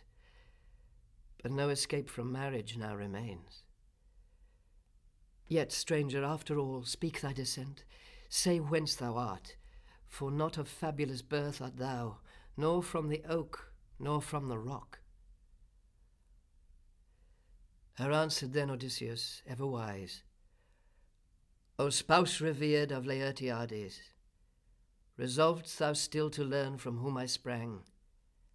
Learn then, but know that thou shalt much augment my present grief, natural to a man who hath, like me, long exiled from his home through various cities of the sons of men, wandered remote, and numerous woes endured. Yet though it pain me, I will tell thee all. With many a fiction specious as he sat, he then her ear amused. She at the sound melting, with fluent tears her cheeks bedewed, and as the snow by Zephyrus diffused melts on the mountain tops when Eurus breathes, and fills the channels of the running streams, so melted she, and down her lovely cheeks poured fast the tears, him mourning as remote who sat beside her. Soft compassion touched Odysseus of his consort's silent woe. His eyes, as they had been of steel or horn, moved not, yet artful he suppressed his tears, and she, at length with overflowing grief, satiate replied, and thus inquired again, Now, stranger, I shall prove thee as I judge if thou indeed hast entertained in Crete my spouse and his brave followers as thou sayest. Describe his raiment and himself, his own appearance and the appearance of his friends. Then her Odysseus answered, ever wise, Hard is the task, O queen, so long a time hath since elapsed to tell thee. 20 years have passed since he forsook my native isle, yet from my best remembrance I will give a likeness of him, such as now I may. A double cloak, thick piled, Maeonian dyed, the noble chief had on. 2 fastenings held the golden clasp, and it displayed in front a well-wrought pattern with much art designed. An herald also waited on the chief, somewhat his senior. Him I next describe. His back was bunched, his visage swarthy, curled his poll, and he was named Eurybates, a man whom most of all his followers far Odysseus honoured, for their minds were one. He ceased. She, recognizing all the proofs distinctly by Odysseus named, was moved still more to weep, till with o'erflowing grief satiate, at length she answered him again, Henceforth, O stranger, thou who hadst before my pity, shalt my reverence share and love. I folded for him with these hands the cloak which thou describedst, produced it when he went and gave it to him. I that splendid clasp attached to it myself, more to adorn my honoured lord, whom to his native land returned secure, I shall receive no more. To whom Odysseus ever wise replied, Consort revered of Laertiades, no longer let anxiety impair thy beauteous form, nor any grief consume thy spirits more for thy Odysseus' sake, but cease to mourn. He is safe, and at his home well nigh arrived, nor shall his country long want him. I swear it with a solemn oath. Odysseus shall this self-same year return, this self-same month, ere yet the next begin. Him answered then Penelope discreet, Grant heaven, my guest, that this good word of thine fail not. Then soon shalt thou such bounty share and friendship at my hands, that at first sight whoe'er shall meet thee shall pronounce thee blessed. Give him the bath, my maiden, spread his couch with linen soft, with fleecy gabardine and rugs of splendid hue, that he may lie waiting, well warmed, the golden morn's return. Her answered then Odysseus ever wise, Consort revered of Laertiades, warm gabardines and rugs of splendid hue to me have odious been since first the sight of Crete's snow-mantled mountain tops I lost. Nor me the footbath pleases more. My foot shall none of all thy ministering maidens touch, unless there be some ancient matron grave among them, who hath pangs of heart endured numerous and keen as I have felt myself. Her I refuse not. She may touch my feet. Him answered then prudent Penelope, Dear guest, I have an ancient maiden, grave, the nurse who at my hapless husband's birth received him in her arms, and with kind care maternal reared him. She shall wash thy feet, although decrepit. Euryclea, rise. Wash one coeval with thy lord, for such the feet and hands, it may be, are become of my Odysseus now, since man beset with sorrow once soon wrinkled grows and old. She said. Then Euryclea, with both hands covering her face, in tepid tears profuse dissolved, and thus in mournful strains began, Yes, I will wash thy feet, both for her sake and for thy own. For sight of thee hath raised a tempest in my mind. Hear now the cause. Full many a guest forlorn we entertain, but never any have I seen, whose size, the fashion of whose foot, and pitch of voice, such likeness of Odysseus showed as thine. To whom Odysseus, ever shrewd, replied, Such close similitude, O ancient dame, as thou observest between thy lord and me, all who have seen us both have ever found. Odysseus, for beside the hearth he sat, turned quick his face into the shade, alarmed lest handling him she should at once remark his scar, and all his stratagem unveil. She then, approaching, ministered the bath to her own king, and at first touch discerned that token, by a bright tusked boar of old impressed, what time he to Parnassus went to visit there Autolycus and his sons. That scar, while chafing him with open palms, the matron knew. She left his foot to fall. Down dropped his leg into the vase, the brass rang, and o'er-tilted by the sudden shock, poured forth the water, flooding wide the floor.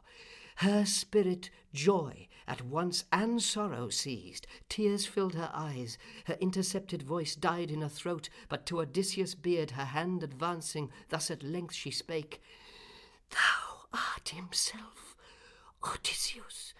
O my son, dear to me and my master as thou art, I knew thee not, till I had touched the scar, she said, and to Penelope her eyes directed, all impatient to declare her own Odysseus even then at home. But she, nor eye nor ear for aught that passed, had then her fixed attention so entire Athena had engaged.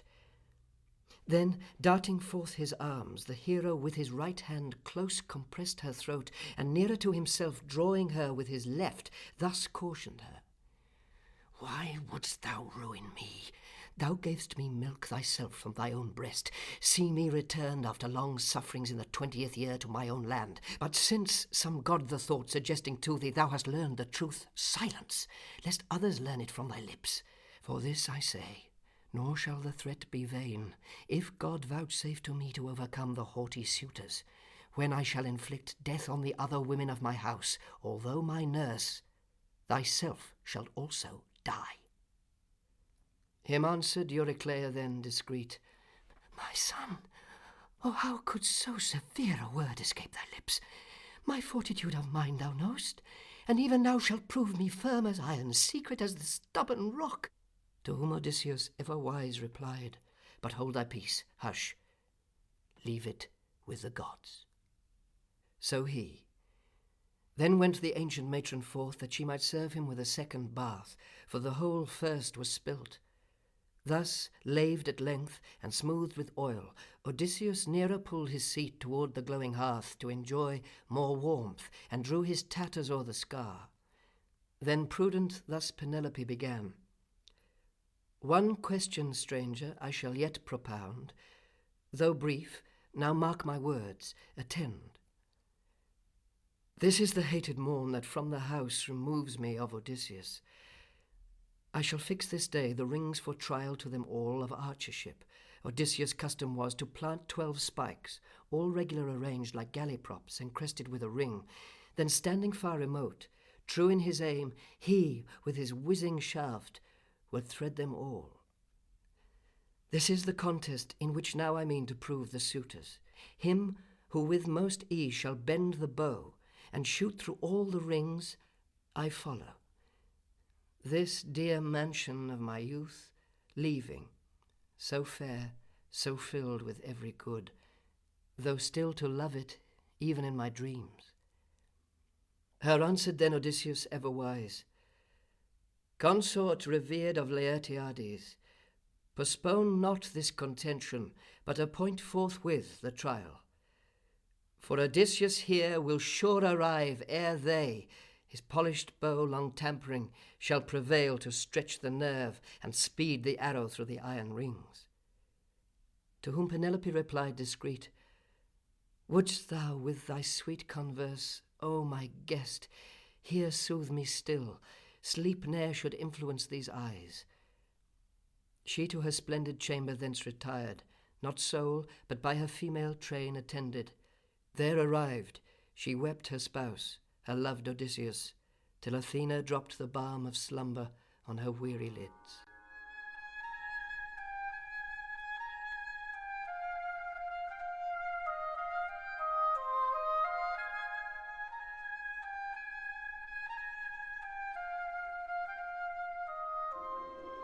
But in the vestibule the hero lay, on a bull's hide undressed, o'er which he spread the fleece of many a sheep slain by the Greeks, and covered by the household's governess with a wide cloak, composed himself to rest.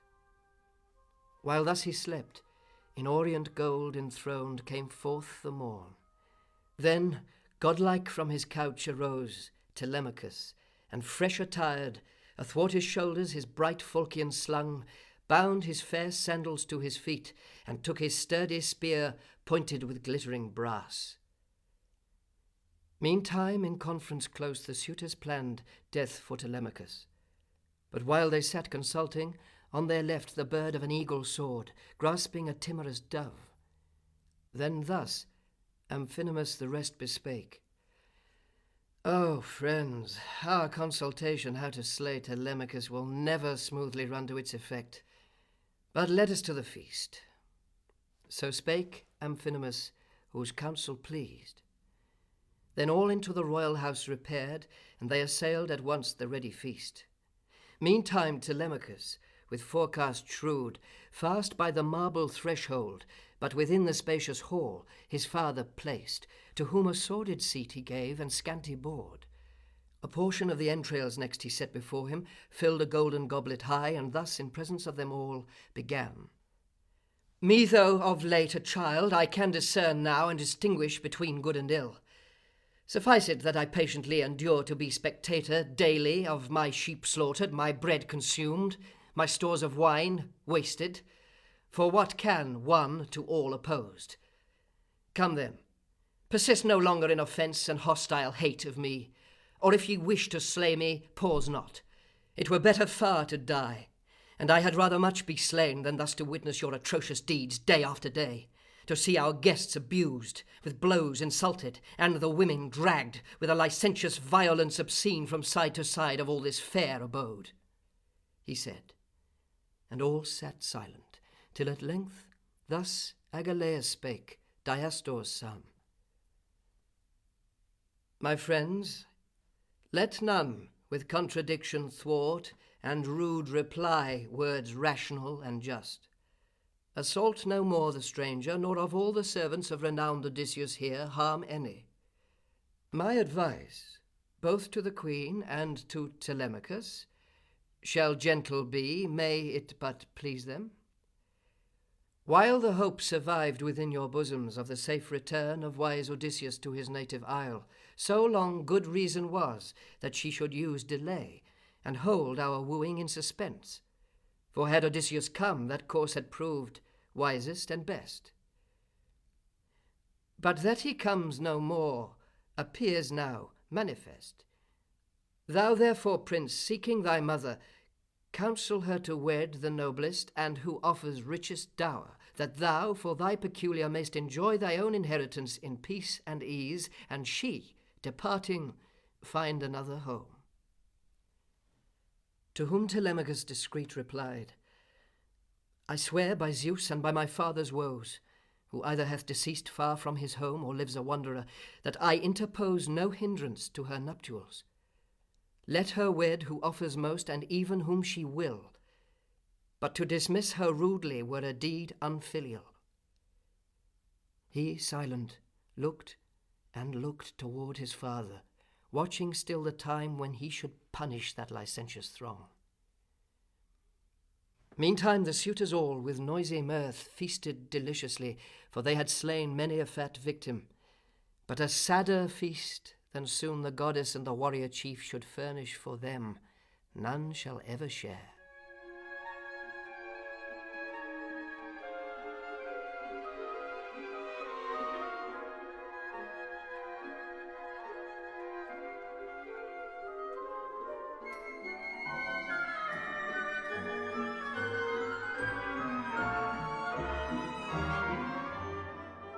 Athena now, goddess cerulean-eyed, prompted Icarius' daughter, the discreet Penelope, with bow and rings to prove her suitors in Odysseus' courts, a game terrible in conclusion to them all. First, taking in her hand the brazen key well forged and fitted with an ivory grasp, attended by the women of her train, she sought her inmost chamber, the recess in which she kept the treasures of her lord, his brass, his gold, and steel elaborate. Here lay his stubborn bow, and quiver filled with numerous shafts, of fatal store. That bow he had received and quiver from the hand of godlike Iphitus Eurytides. Thus came the bow into Odysseus' hands, which never in his gallant barks he bore to battle with him, though he used it oft in times of peace, but left it safely stored at home. Penelope, ascending next the elevated floor on which the chests that held her own fragrant apparel stood, with lifted hand aloft took down the bow in its embroidered bow-case safe enclosed. Then, sitting there, she laid it on her knees, weeping aloud, and drew it from the case. Descending by the palace steps, she sought again the haughty suitors, with the bow elastic and the quiver in her hand replete with pointed shafts, a deadly store. Her maidens, as she went, bore after her a coffer filled with prizes by her lord, much brass and steel, and when at length she came, loveliest of women, where the suitors sat, between the pillars of the stately dome pausing, before her beauteous face she held her lucid veil, and by two matrons chaste supported, the assembly thus addressed. Now, suitors, prove yourselves with this huge bow of wide-renowned Odysseus. He who draws easiest the bow, and who his arrow sends through twice 6 rings, he takes me to his home, and I must leave this mansion of my youth, plenteous, magnificent, which doubtless oft I shall remember even in my dreams." So saying, she bade Eumaeus lay the bow before them, and the twice 6 rings of steel. Amidst them then the sacred might arose of young Telemachus, who thus began: "Come then, delay not, waste not time in vain excuses, turn not from the proof, but bend the bow, that thus the issue may be known. I also will myself that task essay, and should I bend the bow and pass the rings, then shall not my illustrious mother leave her son forlorn, forsaking this abode to follow a new spouse, while I remain disconsolate, although of age to bear, successful as my sire, the prize away." So saying, he started from his seat, cast off his purple cloak, and laid his sword aside. Then fixed himself the rings, furrowing the earth by line, and opening one long trench for all, and stamping close the glebe. Amazement seized all present, seeing with how prompt a skill he executed, though untaught, his task. Then, hasting to the portal, there he stood. Thrice struggling he essayed to bend the bow, and thrice desisted, hoping still to draw the bowstring home and shoot through all the rings. And now the 4th time, striving with full force, he had prevailed to string it, but his sire forbade his eager efforts by a sign. Then thus the royal youth to all around: "Gods, either I shall prove of little force hereafter, and for manly feats unapt, or I am yet too young, and have not strength to quell the aggressor's contumely. But come, for ye have strength surpassing mine, try ye the bow, and bring this contest to an end." Then thus Eupeithes' son Antinous spake: "My friends, come forth successive from the right, where he who ministers the cup begins." So spake Antinous, and his counsel pleased. Then first Laodes, Enop's son, arose. He then took foremost up the shaft and bow, and stationed at the portal, strove to bend, but bent it not, fatiguing first, his hands delicate and unaccustomed to the toil. Then went the herdsman and the swineherd out together, after whom Odysseus himself the house left also. And when all without the court had met, with gentle speech Odysseus then the faithful pair addressed: "Herdsman, and thou, Eumaeus, shall I keep a certain secret close, or shall I speak outright? My spirit prompts me, and I will. Behold, Odysseus, I am he, arrived after long sufferings in the 20th year. I know how welcome to yourselves alone of all my train I come, for I have heard none others praying for my safe return. I therefore tell you truth. Should heaven subdue the suitors under me, ye shall receive each at my hands a bride, with lands and house near to my own, and ye shall be thenceforth dear friends and brothers of the prince my son. Lo, also this indisputable proof that ye may know and trust me. View it here. It is the scar which in Parnassus erst, where with the sons I hunted of renowned Autolycus, I from a boar received." So saying, he stripped his tatters and unveiled the whole broad scar. Then soon as they had seen and surely recognized the mark, each cast his arms around Odysseus, wept, embraced, and pressed him to his bosom, kissing oft his brows and shoulders, who as oft their hands and foreheads kissed. Nor had the setting sun beheld them satisfied, but that himself Odysseus thus admonished them, and said, "Cease now from tears, lest any coming forth mark and report them to our foes within. Now to the hall again, but one by one, not all at once, I foremost, then yourselves, and this shall be the sign. Full well I know that all unanimous they will oppose delivery of the bow and shafts to me. But thou, proceeding with it to my seat, Eumaeus, noble friend, shalt give the bow into my grasp. Then bid the women close the massy doors, and should they hear a groan or other noise made by the princes shut within the hall, let none set step abroad, but all work silent. Be the palace door thy charge, my good Philetius. Key it fast without a moment's pause, and fix the brace."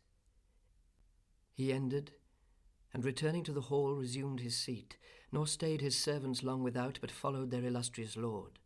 Eurymachus was busily employed, turning the bow, but after all could find no power to bend it.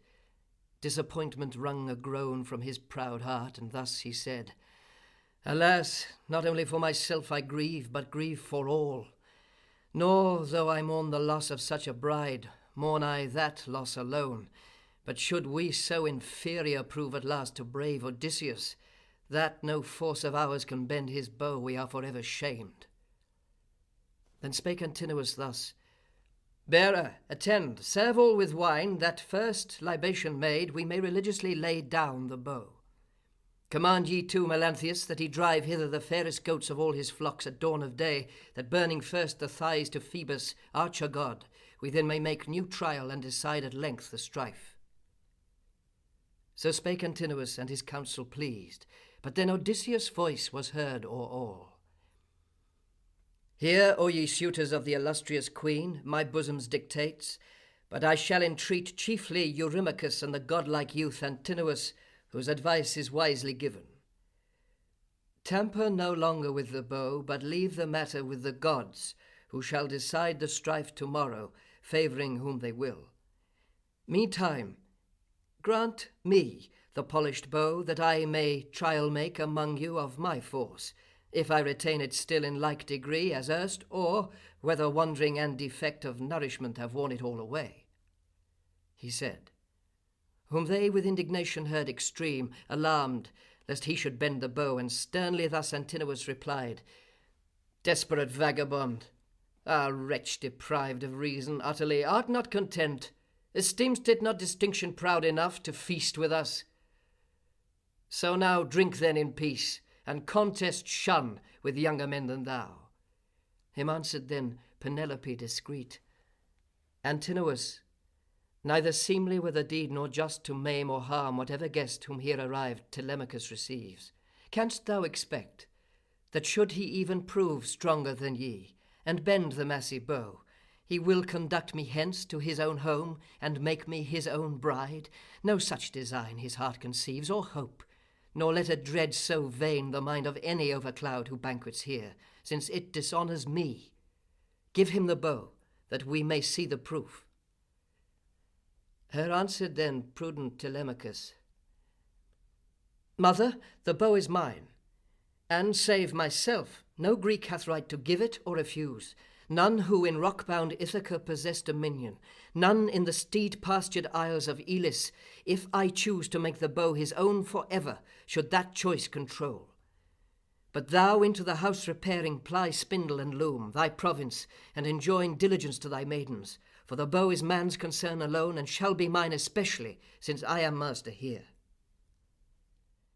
She heard astonished, and the prudent speech, reposing of her son deep in her heart, withdrew.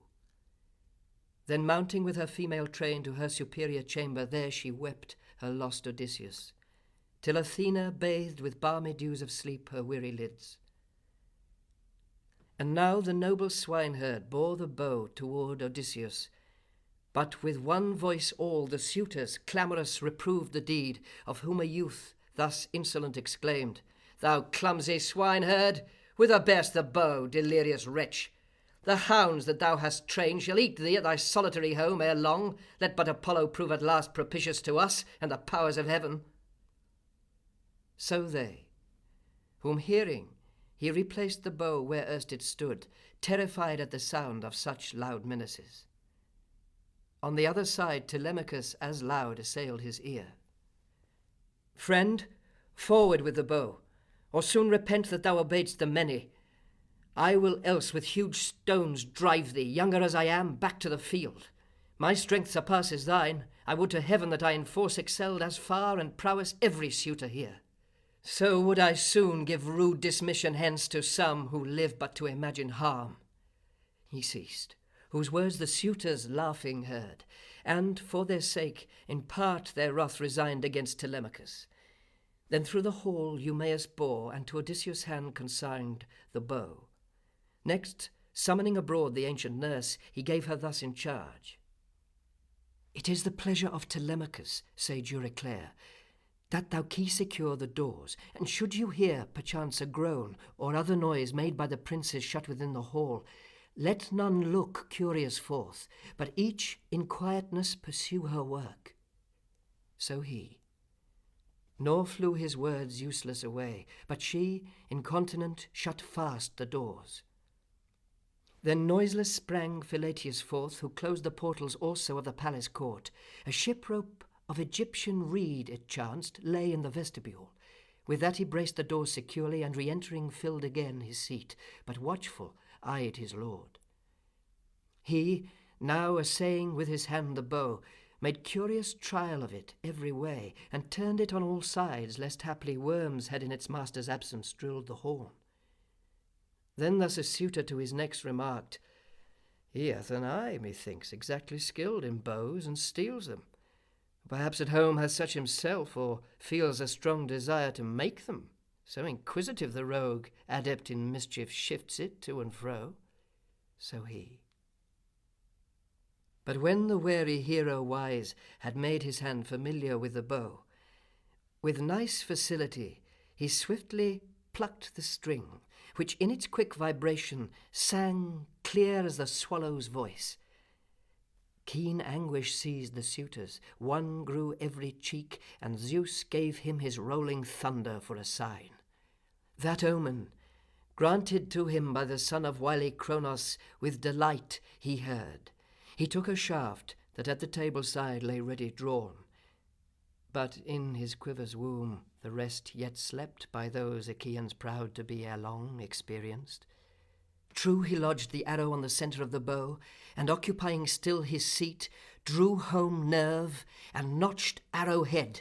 With steadfast sight he aimed and sent it.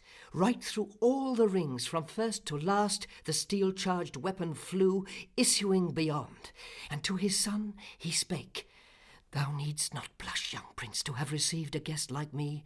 Neither my arrow swerved, nor laboured I long time to draw the bow. My strength is unimpaired, not such as these in scorn affirm it. But the waning day calls us to supper, after which succeeds jocund variety, the song, the harp, with all that heightens and adorns the feast," he said, and with his brows gave him the sign. At once the son of the illustrious chief slung his keen falchion, grasped his spear, and stood, armed bright for battle, at his father's side.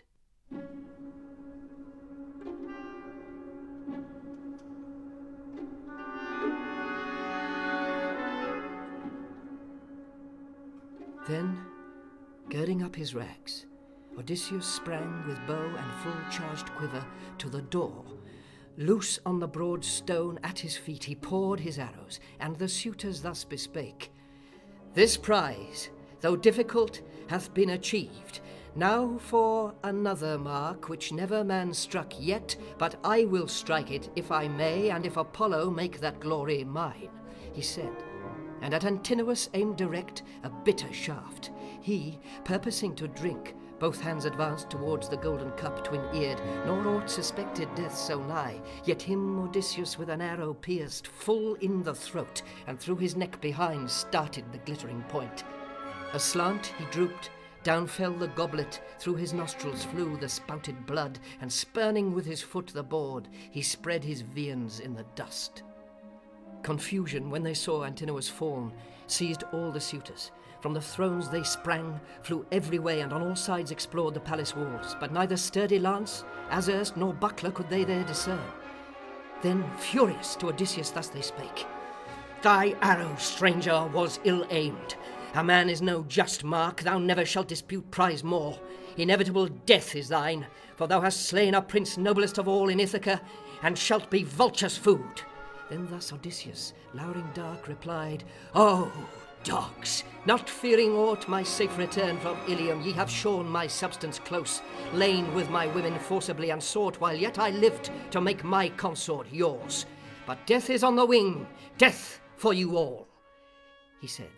Their cheeks all faded at the sound, and each with sharpened eyes searched every nook for an escape from his impending doom, till thus alone Eurymachus replied, To your defence, my friends, for respite none will he to his victorious hands afford, but armed with bow and quiver will dispatch shafts from the door, till he have slain us all.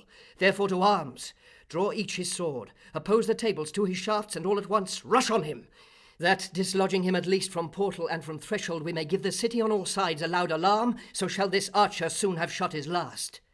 Thus saying, he drew his brazen falchion keen of double edge, and with a dreadful cry sprang on him. But Odysseus, with a shaft in that same moment through his bosom driven, transfixed his liver, and down dropped his sword. He, staggering around his table, fell convulsed in agonies, and o'erturned both food and wine. His forehead smote the floor. Woe filled his heart, and spurning with his heels his vacant seat, he shook it till he died.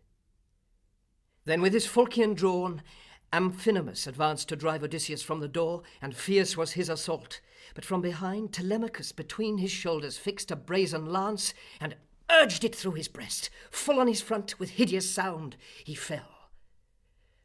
Leaving the weapon planted in his spine, back flew Telemachus, lest, had he stood drawing it forth, some enemy perchance should either pierce him with a sudden thrust oblique, or hew him with a downright edge. Swift, therefore, to his father's side he ran, whom reaching, in winged accents thus he said, My father, I will now bring thee a shield and helmet and 2 spears. I will enclose myself in armour also, and will give both to the herdsman and Eumaeus arms expedient now, and needful for us all. To whom Odysseus ever wise replied, Run, fetch them, while I yet have arrows left, lest single I be justled from the door, he said. And at his word forth went the prince, seeking the chamber where he had secured the armour. Thence he took 4 shields, 8 spears, with 4 hair-crested helmets charged, with which he hasted to his father's side again, and arming first himself, furnished with arms his 2 attendants. Then, all clad alike in splendid brass, beside the dauntless chief Odysseus, his auxiliars firm they stood. He, while a single arrow unemployed lay at his foot, right aiming, ever pierced some suitor through, and heaps on heaps they fell. But when his arrows failed the royal chief, his bow reclining at the portal side against the palace wall, he slung himself a 4-fold buckler on his arm. He fixed a casque, whose crest waved awful o'er his brows, on his illustrious head, and filled his grip with 2 stout spears, well headed both with brass. Then urged the ill-tongued keeper of the goats, Melanthius, Agelaus, prince renowned, hearken, myself will furnish you with arms fetched from above, for there, as I suppose, and not elsewhere, Odysseus and his son have hidden them, and there they shall be found. So spake Melanthius, and ascending sought Odysseus' chambers through the winding stairs and galleries of the house. 12 bucklers thence he took, as many spears and helmets bright, as many shagged with hair, then swift returned and gave them to his friends. Meantime again Melanthius to the chamber flew in quest of other arms. Eumaeus, as he went, marked him, and to Odysseus thus he spake, Laertes, noble son, for whiles renowned, behold, the traitor who supplies our foe seeks yet again the chamber. Tell me plain, shall I, should I superior prove in force, slay him, or shall I drag him thence to thee, that he may suffer at thy hands the doom due to his treasons perpetrated oft against thee, here, even in thy own house? Then answer thus Odysseus shrewd returned, I with Telemachus will here immue the lordly suitors close, rage as they may. Ye too, the while, bind fast Melanthius' hands and feet behind his back, then cast him bound into the chamber, and the door secure. He spake. They prompt obeyed. Together both they sought the chamber, whom the wretch within heard not, exploring every nook for arms. They watching stood the door, from which at length forth came Melanthius, bearing in one hand a casque, and in the other a broad shield, time-worn and chapped with drought, which in his youth warlike Laertes had been wont to bear. Both, springing on him, seized and drew him in forcibly by his locks, then cast him down, prone on the pavement, trembling at his fate. With painful stricture of the cord, his hands they bound and feet together at his back. Then Agelaus thus harangued them all. We soon shall tame, O friends, this warrior's might. Obey me close. Dismiss not therefore all your spears together, but with 6 alone assail them first. Zeus willing, we shall pierce Odysseus, and subduing him, shall slay with ease the rest. Their force is safely scorned. He ceased, and as he bade, 6 hurled the spear together. But Athena gave them all a devious flight. 1 struck a column, 1 the planks of the broad portal, and a 3rd flung right his ashen beam, ponderous with brass, against the wall. Then every suitor's spear eluded. Thus Odysseus gave the word, "Now, friends, I counsel you that ye dismiss your spears at them, who, not content with past enormities, thirst also for our blood," he said, and with unerring aim all threw their glittering spears. Odysseus on the ground stretched Demoptolemus. Euryades fell by Telemachus. The swineherd slew Elatus, and the keeper of the herds Pisander. In one moment, all alike lay grinding with their teeth the dusty floor. Back flew the suitors to the farthest wall, on whom those valiant 4 advancing, each recovered quick his weapon from the dead. Then hurled the desperate suitors yet again their glittering spears, but Pallas gave to each a frustrate course. 1 struck a column, 1 the planks of the broad portal, and a 3rd flung full his ashen beam against the wall. Yet pierced Amphimedon the prince's wrist, but slightly, a skin wound, and o'er his shield Ctesippus reached the shoulder of the good Eumaeus, but his glancing weapon swift o'erflew the mark and fell. And now the 4, Odysseus, dauntless hero, and his friends, all hurled their spears together in return. Himself, Odysseus, city-waster chief, wounded Eurydamas, Odysseus' son, Amphimedon, the swineherd, Polybus, and in his breast the keeper of the herds, Ctesippus. Then, grasping still his spear, Odysseus pierced Damastor's son, and next Telemachus, enforcing his long beam sheer through his bowels and his back, transpierced Leocritus. He, prostrate, smote the floor. Then Pallas, from the lofty roof, held forth her host-confounding armour o'er their heads, withering their souls with feverish terror filled. So then the 4, pursuing through the hall the suitors, smote them on all sides. Their heads sounded beneath the sword, with hideous groans the palace rang, and the floor foamed with blood. Meantime Odysseus searched his hall in quest of living foes, if any still survived unpunished. But he found them all alike weltering in dust and blood. Numerous they lay, like fishes when they strew the sinuous shore. So lay the suitors heaped, and thus at length the prudent chief gave order to his son, "Telemachus, bid Euryclea come quickly, the nurse to whom I would impart the purpose which now occupies me most," he said. Obedient to his sire, the prince smote on the door and summoned loud the nurse. Then throwing wide the portal, forth she came, and by Telemachus conducted, found ere long Odysseus amid all the slain, with blood defiled and dust.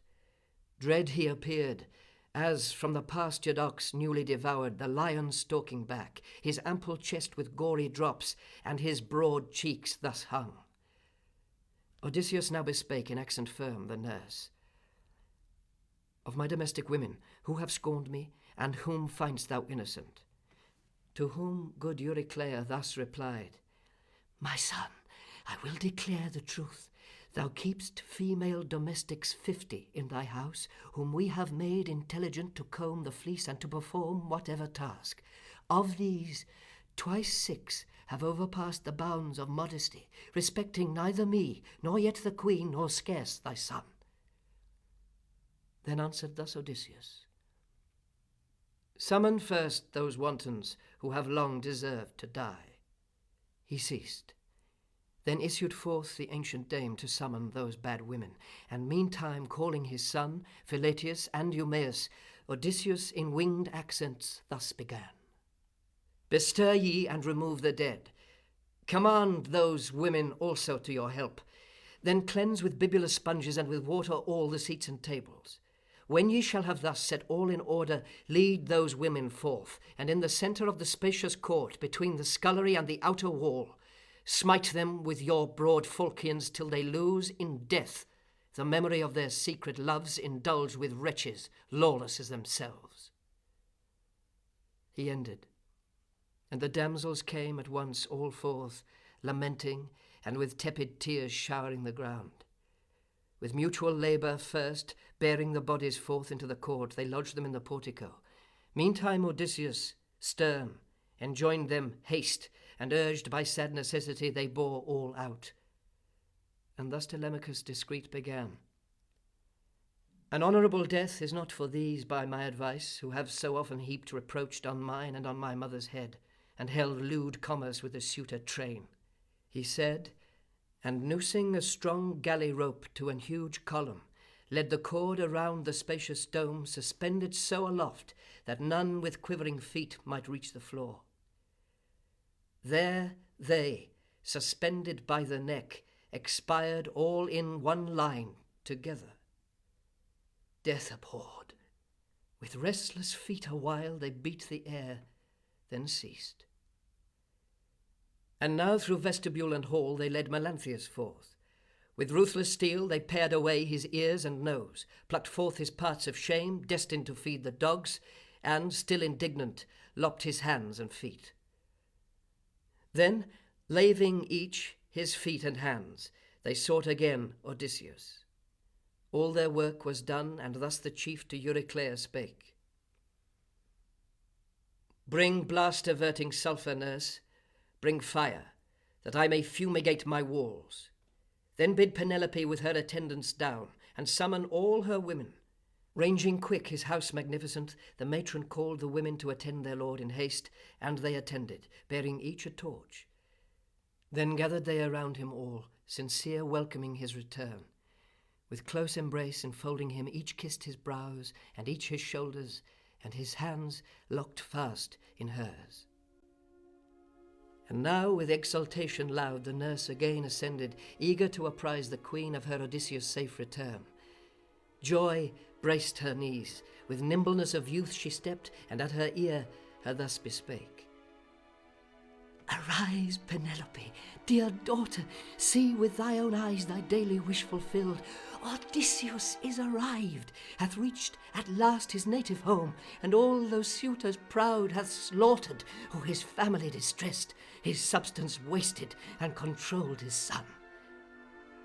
To whom Penelope discreet replied, Dear nurse, the gods have surely ta'en away thy judgment. They transform the wise to fools, and fools conduct to wisdom, and have marred thy intellect who was discreet before.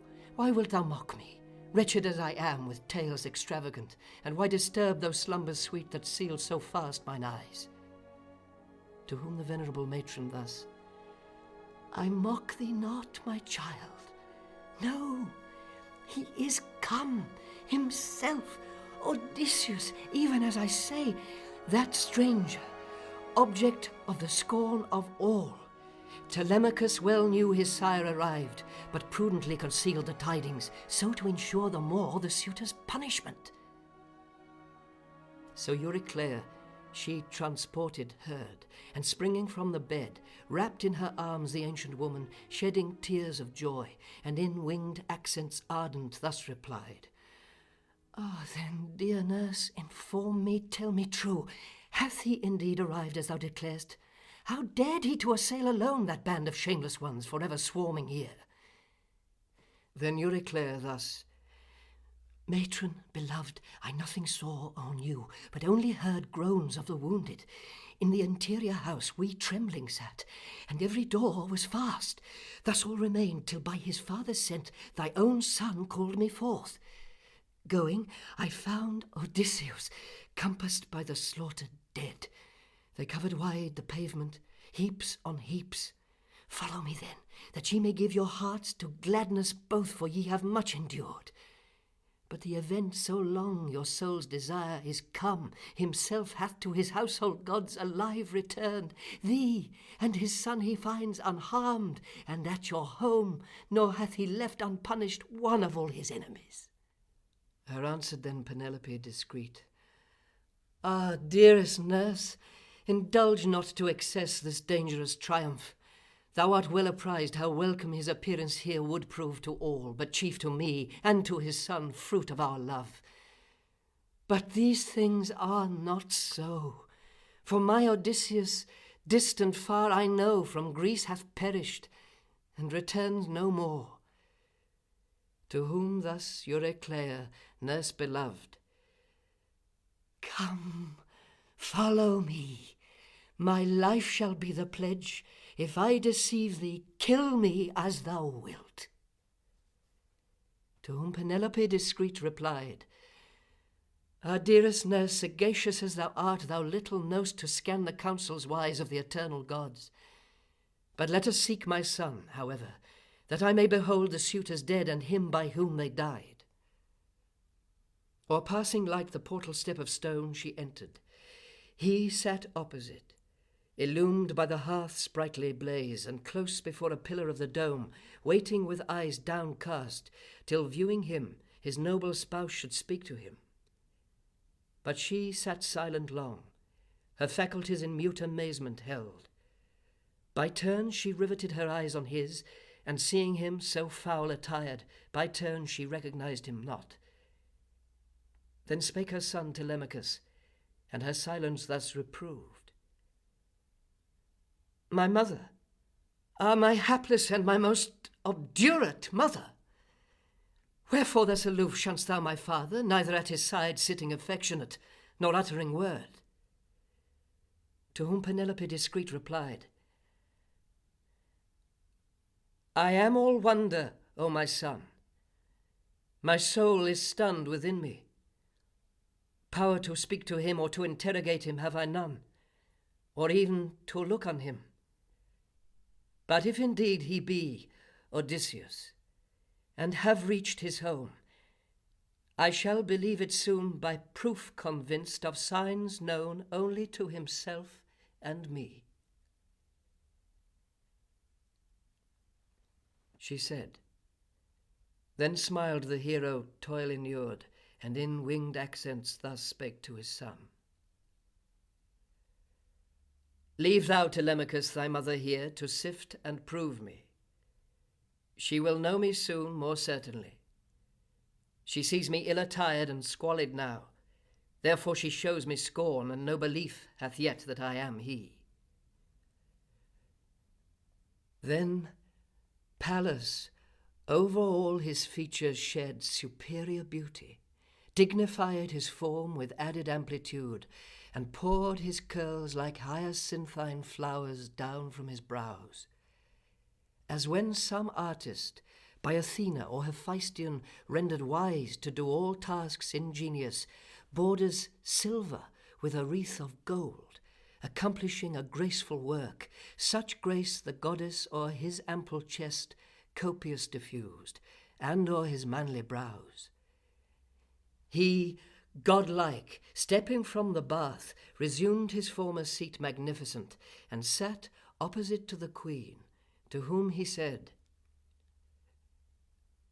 Penelope, the gods to thee have given of all thy sex the most obdurate heart. Another wife lives not who could endure such distance from her husband new return to his own country in the 20th year, after such hardship. But prepare me, nurse, a bed, for solitary I must sleep, since she is iron, and feels not for me. Him answered then prudent Penelope, I neither magnify thee, sir, nor yet depreciate thee, nor is my wonder such as hurries me at once to thee. Go, nurse, prepare his bed, but not within the walls of his own chamber, built with his own hands. Spread it without, and spread it well with warm mantles, with fleeces, and with richest rugs. So spake she, proving him. And not untouched with anger at that word, thus he replied, Penelope, that order grates my ear. Who hath displaced my bed? The task were hard e'en to an artist. Other than a god, none might with ease remove it. As for man, it might defy the stoutest in his prime of youth to heave it to a different spot. For in that bed elaborate a sign, a special sign, consists. I was myself the artificer. I fashioned it alone. Within the court a leafy olive grew, lofty, luxuriant, pillar-like in girth. Around this tree I built with massy stone cemented close my chamber, roofed it o'er. and built the frame of our conjugal bed. Such sign I give. Thou knowest best its truth." He ceased. She, conscious of the sign so plain given by Odysseus, heard with fluttering heart and faltering knees that proof. Weeping, she ran direct toward him, threw her arms around the hero, kissed his forehead, and replied, "Ah, my Odysseus, pardon me.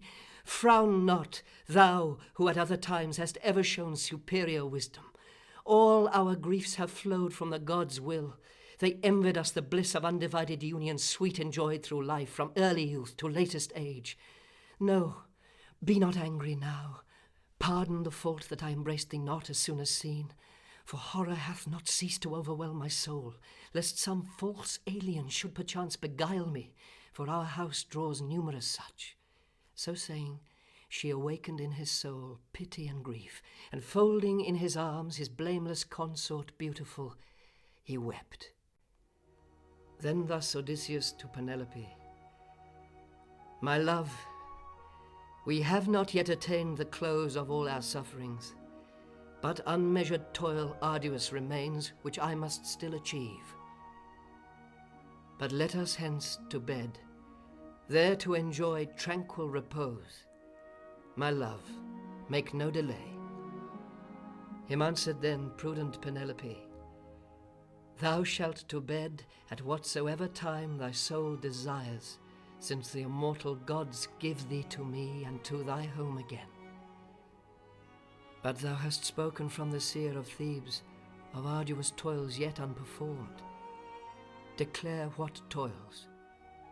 Thou wilt disclose them as I judge hereafter, and why not disclose them now?"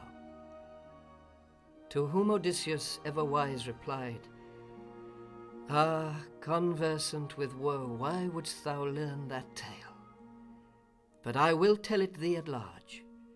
Thou wilt not hear with joy, nor shall myself with joy rehearse it, for he bade me seek city after city, bearing as I go a shapely oar, till I shall find at length a people who the sea know not, nor eat food salted.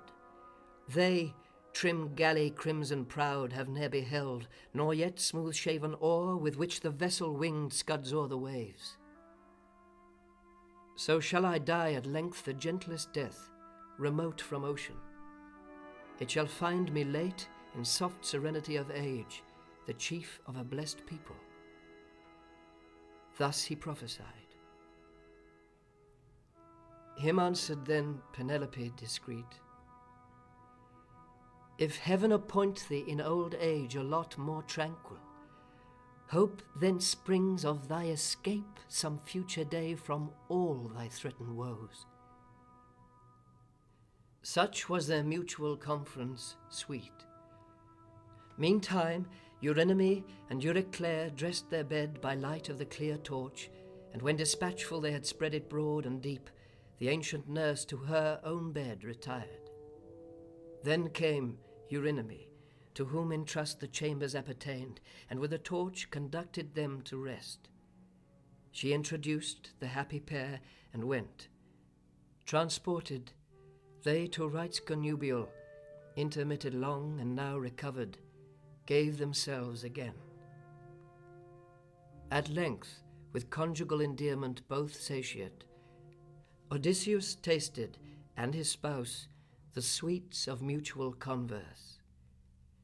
She rehearsed, noblest of women, all her numerous woes beneath that roof sustained, while she beheld the profligacy of the suitor throng, who in their wooing had consumed his herds and fatted flocks, and drawn his vessels dry. While brave Odysseus, in his turn, to her related his successes and escapes, and his afflictions also. He told her all. She listened charmed, nor slumber on his eyes fell once, or ere he had rehearsed the whole. At his last word, oblivious slumber sweet fell on him, dissipating all his cares. Meantime Athena, goddess azure-eyed, on other thoughts intent, Soon as she deemed Odysseus with connubial joys sufficed, and with sweet sleep, at once from ocean roused the golden axled chariot of the morn to illumine earth. Descending from the gates, Odysseus, by his son and by his swains followed, arrived at the delightful farm which old Laertes had with strenuous toil himself long since acquired. There stood his house, encompassed by a bower in which the hinds who served and pleased him ate and sat and slept. Odysseus to the spacious garden plot hastened, and saw Laertes working there, saw him, age-worn and wretched. Then his heart commotion felt, and his stretched nostrils throbbed with agony close pent, while fixed he eyed his father. With a sudden force he sprang toward him, clasped and kissed him, and exclaimed, "My father, it is I. Thou seest thy son, absent these 20 years, at last returned." Then answer thus Laertes quick returned, "If thou hast come again, and art indeed my son, Odysseus, give me then the proof indubitable that I may believe." To whom Odysseus everwise replied, "View first the scar with which his ivory tusk a wild boar gave me, when at thy command and at my mother's to Autolycus her father on Parnassus I repaired, seeking the gifts which, while a guest of yours, he promised should be mine. Except beside this proof, I will enumerate all the trees which, walking with thee in this cultured spot, boy then, I begged, and thou confirmedst my own. We paced between them, and thou madest me learn the name of each. Thou gavest me 13 pears, 10 apples, 30 figs, and 50 ranks did promise me of vines, their alleys all corn cropped between. There, oft, as sent from Zeus the influences of the year descend, grapes of all hues and flavours clustering hang," he said. Laertes, conscious of the proofs indubitable by Odysseus given, with faltering knees and faltering heart, both arms around him threw. The hero, toil inured, drew to his bosom close his fainting sire. Meantime the tale of Odysseus' return, and of the suitor's horrid fate, fast spread. Assembly now convened, and wore their word, the Greeks against Odysseus flew to arms. But cloud-assembling Zeus saw all, and sent Athena, goddess fair, to quell that strife. To Odysseus she spake with accent winged, "Laertes, noble son, for wiles renowned, forbear, abstain from slaughter, lest thyself incur the anger of high thundering Zeus." So Pallas, whom Odysseus glad obeyed. Then faithful covenants of peace between both sides ensued, ratified in the sight of Pallas, progeny of Zeus, who seemed, in voice and form, the mentor known to all.